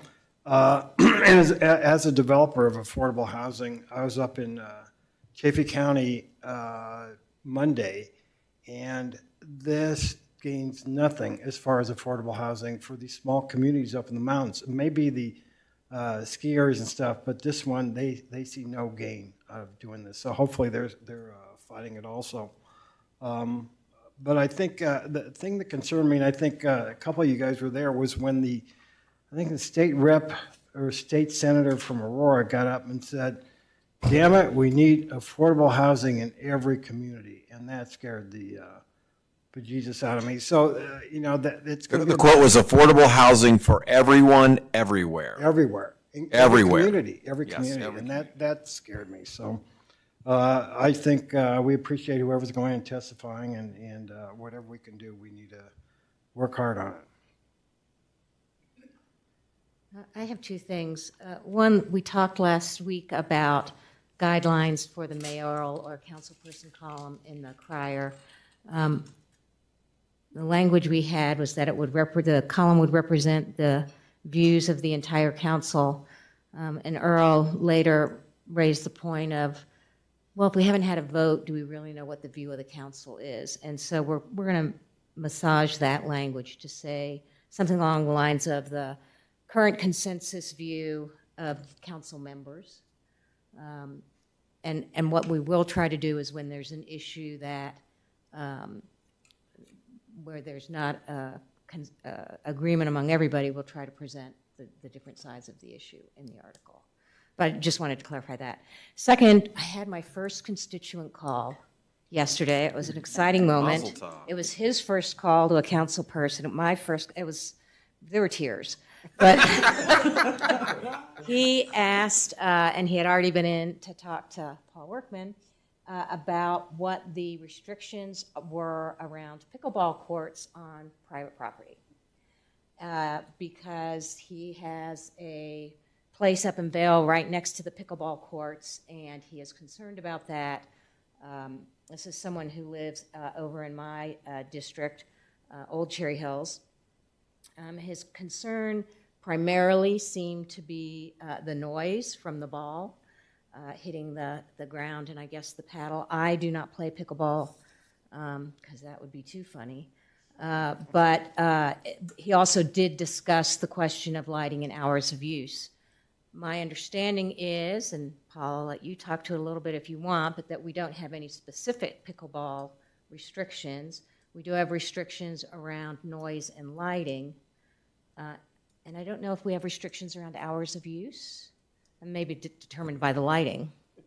Correct. Excuse me.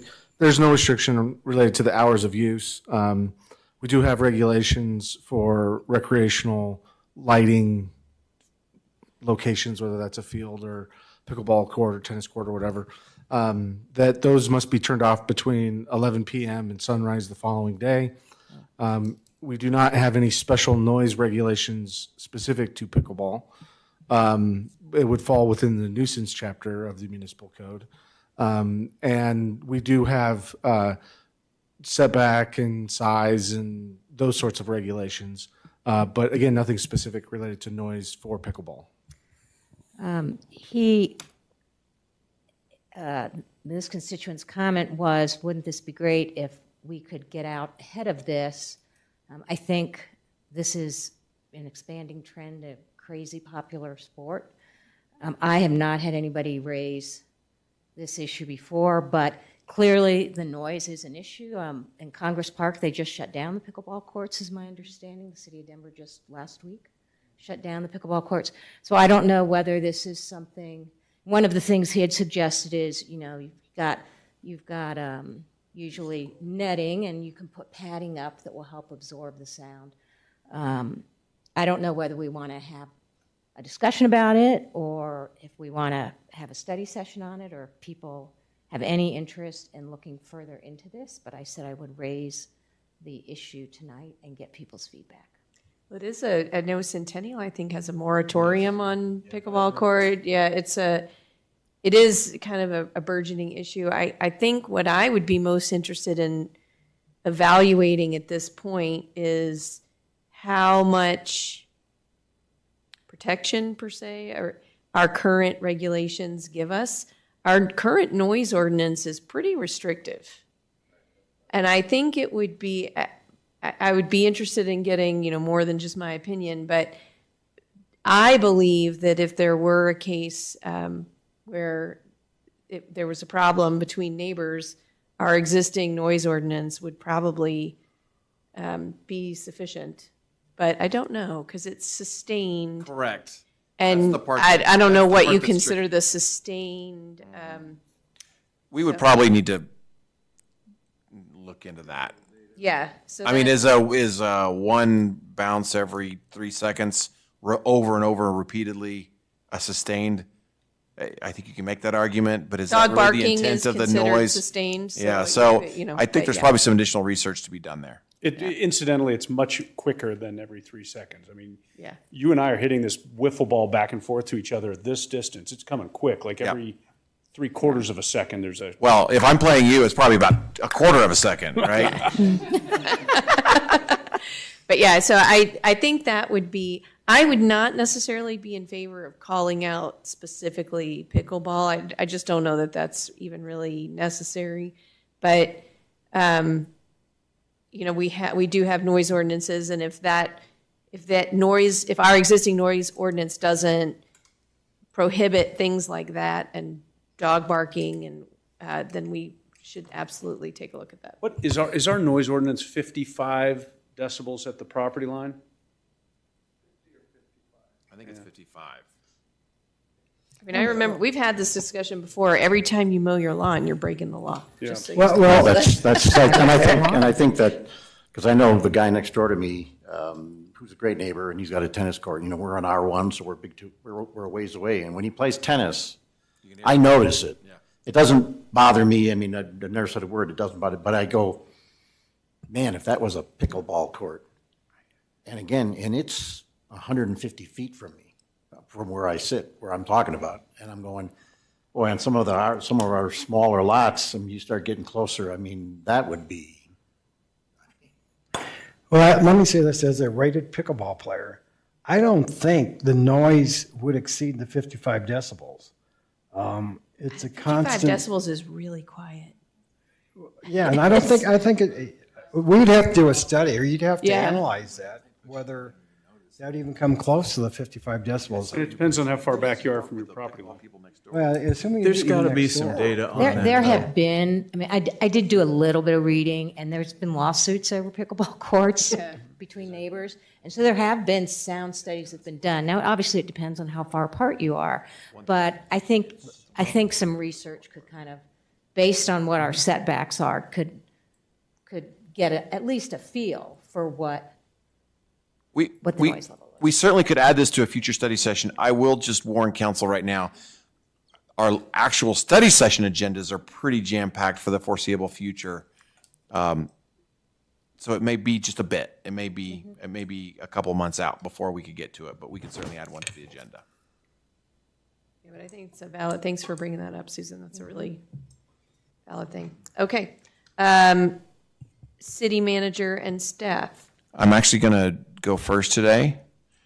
I know. I only have one topic today, but it is long. It is regarding Senate Bill 213. I will go through this quickly.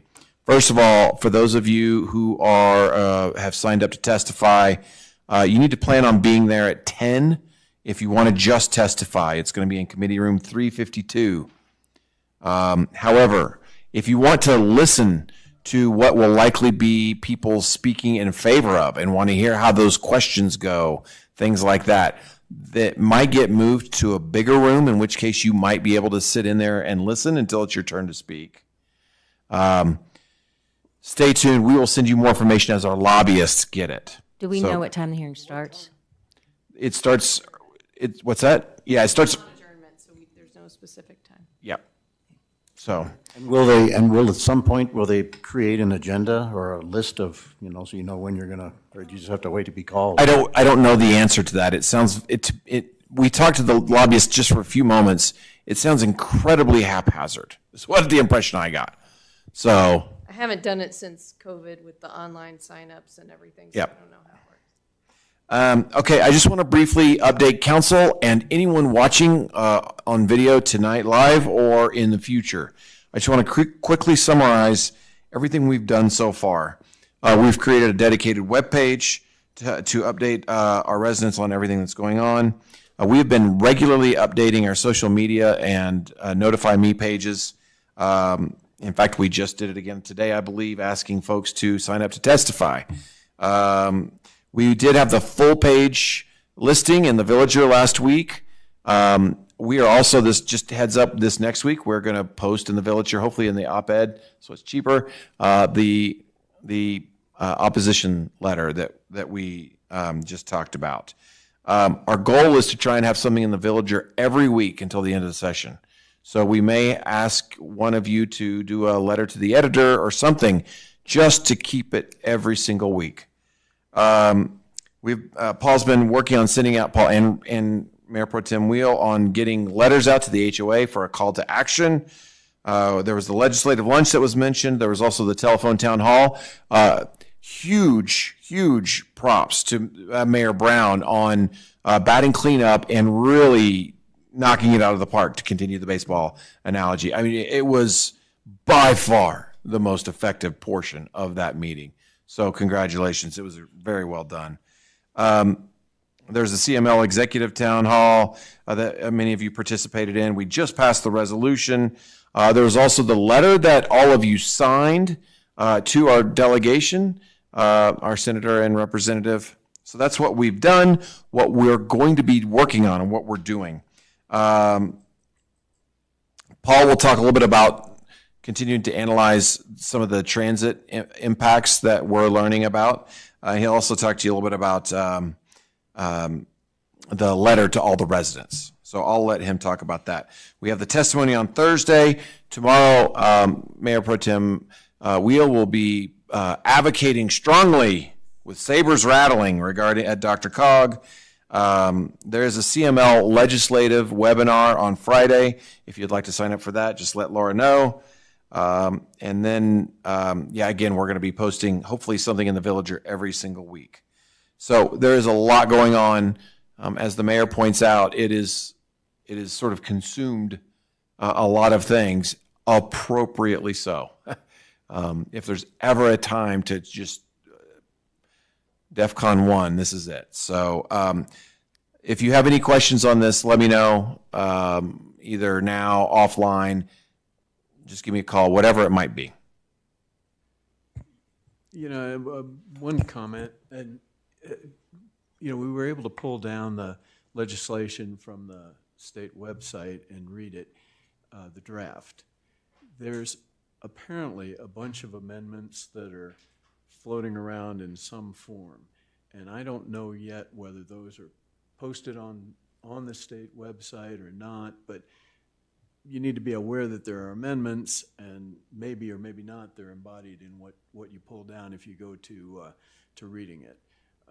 But we'll learn more, and I think I might be able to find out what the status of those are, so keep you posted.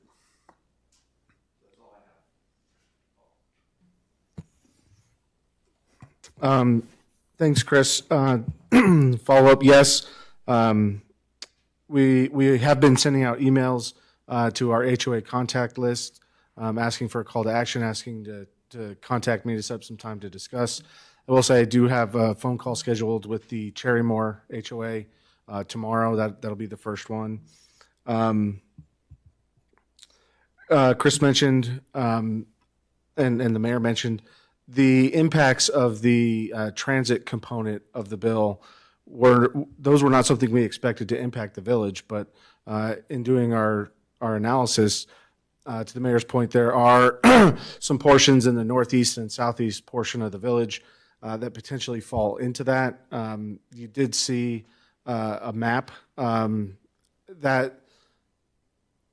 that may not be exact, right? The fringes, there may be a few properties here, a few properties there, but it does give you kind of a scope and scale, to the mayor's point, 60 to 70 properties in the northeast corner and a handful in the southeast corner. I guess the only good news I guess I would offer for council is those are unlikely probably to be kind of a prime target, right? Those lots are platted as fairly small lots. And so it would take some accumulation of lots to really make those feasible. Does that mean it's not going to happen? No, but take that for what it's worth. We are continuing to try and understand that portion of the legislation. To Councilor Wheel's point, we do anticipate amendments. My guess would be it would probably be sometime after the testimony on Thursday, but that's a guess on my part. But we are continuing to monitor to see and try and work our resources to try and see if we can get sneak previews of those. So stay tuned on that. Finally, we've been creating a letter to be mailed to everybody here in the village for council to sign that basically says this is 213, and if you don't know about it, you need to know about it, and here's why, because it fundamentally changes the characteristic of our community. And oh, by the way, it tramples on over 100 years of home rule authority guaranteed to us by the Colorado Constitution. So it's gone through 3 drafts, I believe. There is another draft of it on your dais this evening. We are looking for final comments either tonight or tomorrow. We would like to get that out sooner rather than later. Again, we're taking these multiple prong approaches to trying to let folks know this is another prong in that approach, I guess, for lack of a better phrase. But it is a direct notification to everybody on the village from council that this is going on at the state level, and you need to let your state representatives know that this is not okay. Again, this is a fast. Oh, go ahead. A hard signature on this? How are we going to get it out? Same way we did with the full page ad in the Villager. Yeah, that's what I was going to hopefully say, and then maybe you can just put all our names just on the one page. We don't have to have it going over to the next page. That's what we'll do. Just like we did with the other thing that we did. Yep, that's what we'll do. But as you all are well aware, this is a fast-moving issue at the Capitol. That's not unintentional from the state leadership, and so we're trying to stay nimble and trying to get information out as quickly as we can. So that's it for me. Unless you all have some questions, I'd be happy to. No, Paul, I would add that the HOA campaign is actually pretty effective. Finding those leaders, and I know on the letters I've written, I get confirmation that yes, we'll get it out. And in fact, in my own neighborhood, already came back to me, through the HOA to our residents. So the word's getting out there. I do feel we were a little bit ambushed in the process, but I think we're through these various efforts and folks understanding what's at stake. We're trying to catch up and get out in front of it as best we can. So yeah, keep up the good work. Appreciate that. Just as an anecdote, it was less than an hour when I sent the email to Cherrymore that the HOA president called me and said, "We got to talk. Can you talk on Wednesday?" I said, "Absolutely." So yeah, it is a very effective way. I was so moved by Councilor McGuire's constituent story that I forgot what I was going to report on, so I have no report.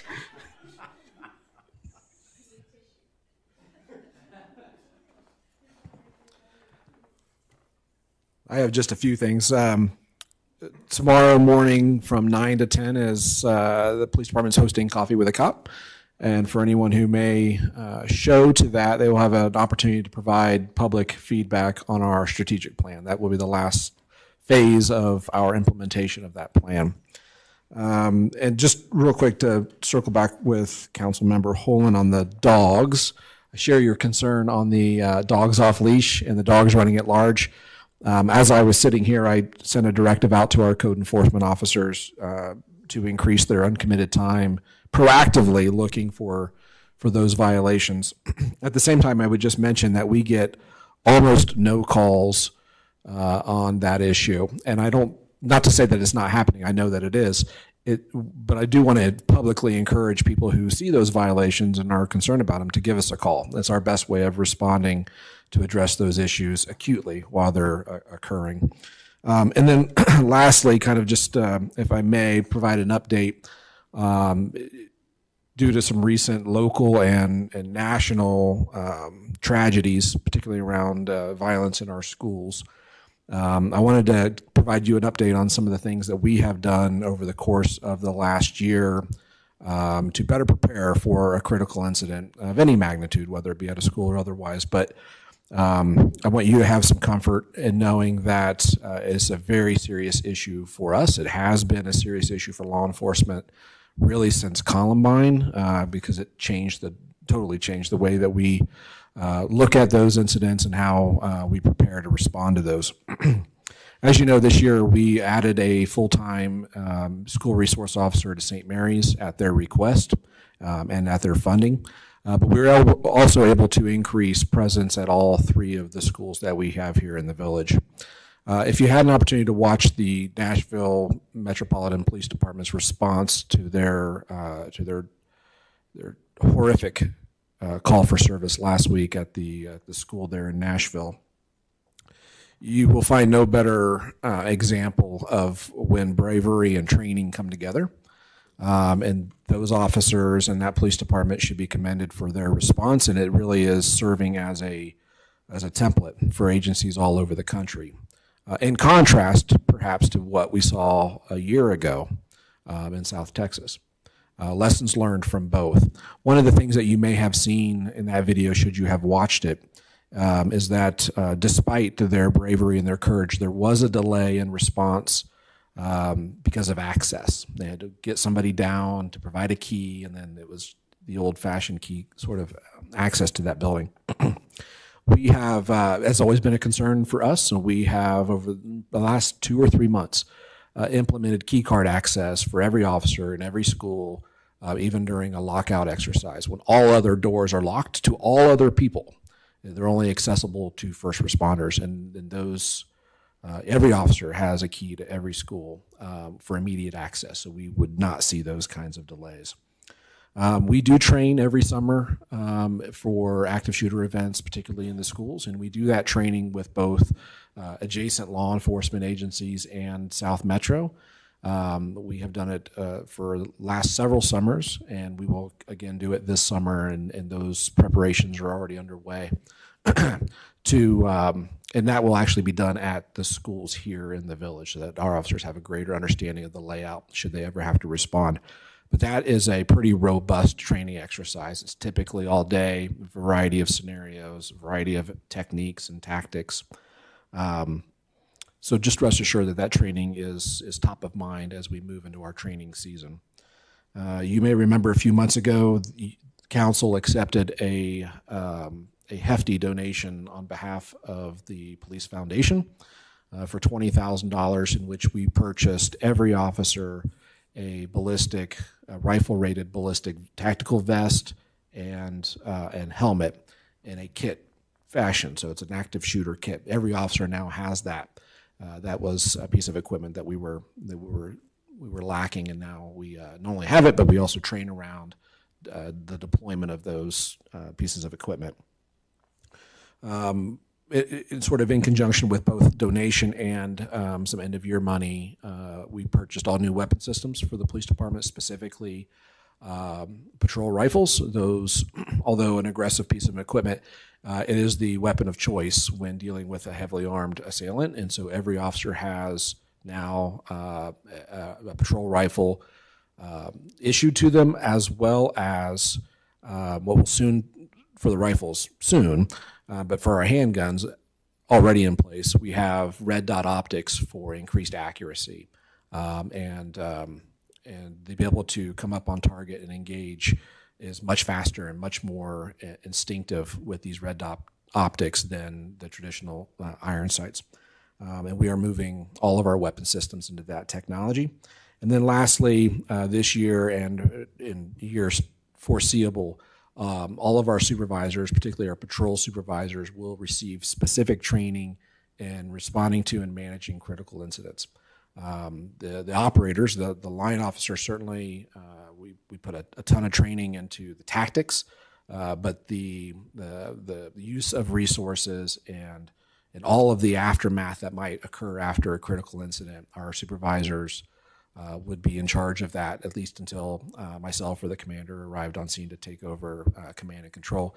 So to increase their skill set around managing those critical incidents that we are fortunate to not see often here in Cherry Hills Village, but we certainly recognize that any day at any time we could be a heart and soul of the next national story.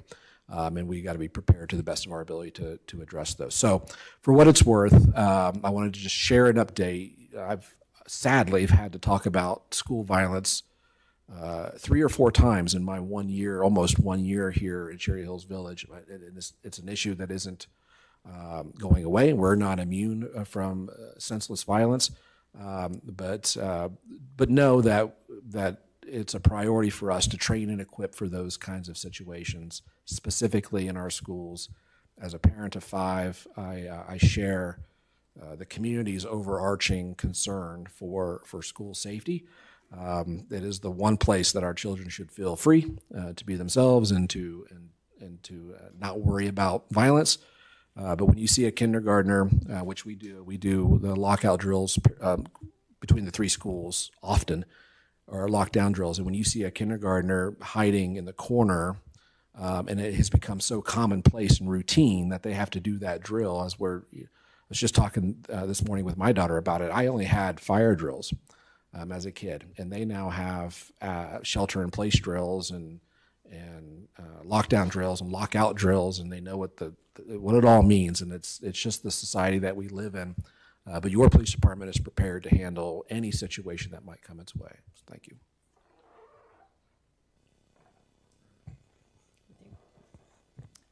Just wanted to let council know, save the date for a drug take-back event on April 22nd and spring cleanup on May 20th. No report from finance, thank you. Thank you. And city attorney, anything? No report. Awesome. Then that concludes our regular business. I know he already went. He went first. Yep. We have an executive session scheduled. Yeah. Ready? Yep. Okay, I move to go into executive session under CRS sections 24-6-402, 4A, and 24-6, 402, 4B, and 24-6, 402, 4E, for the purpose of discussing the lease of real property interest, instructing negotiators, and for receiving legal advice from the city attorney regarding 4400 East Quincy Avenue. Is there a second? It's been moved and seconded. Voice vote, right? I mean, a roll call or, yeah. Counselor Holen? Aye. Counselor Wheel? Aye. Counselor Sheldon? Aye. Counselor Blum? Aye. Counselor McGuire? Aye. Passes unanimously. We will move into executive session.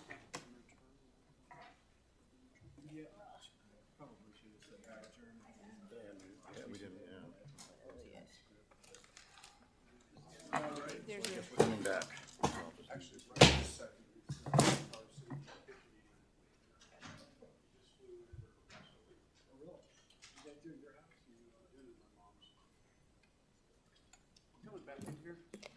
Possibly.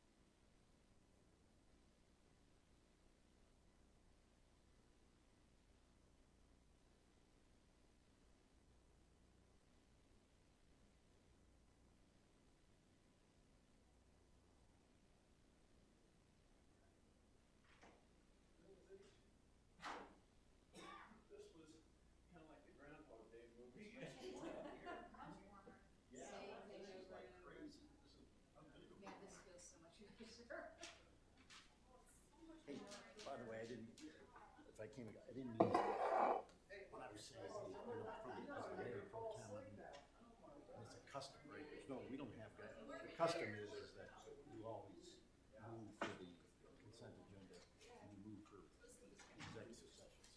The rest of it, anybody's. That's really the custom. There's no requirements. Because I thought, when I said, Keith Randy, he's got to do all of these things.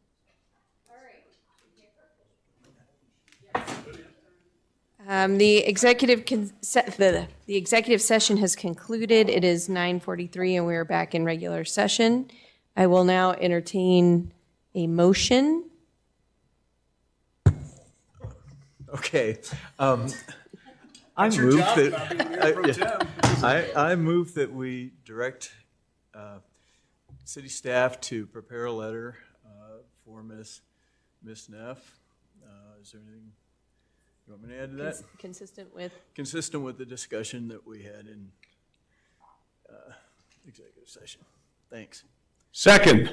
It's been moved and seconded. Is there, all in favor? Aye. Aye. Any opposed? Okay, thank you so much. Is there a motion to adjourn? So moved. Meeting adjourned.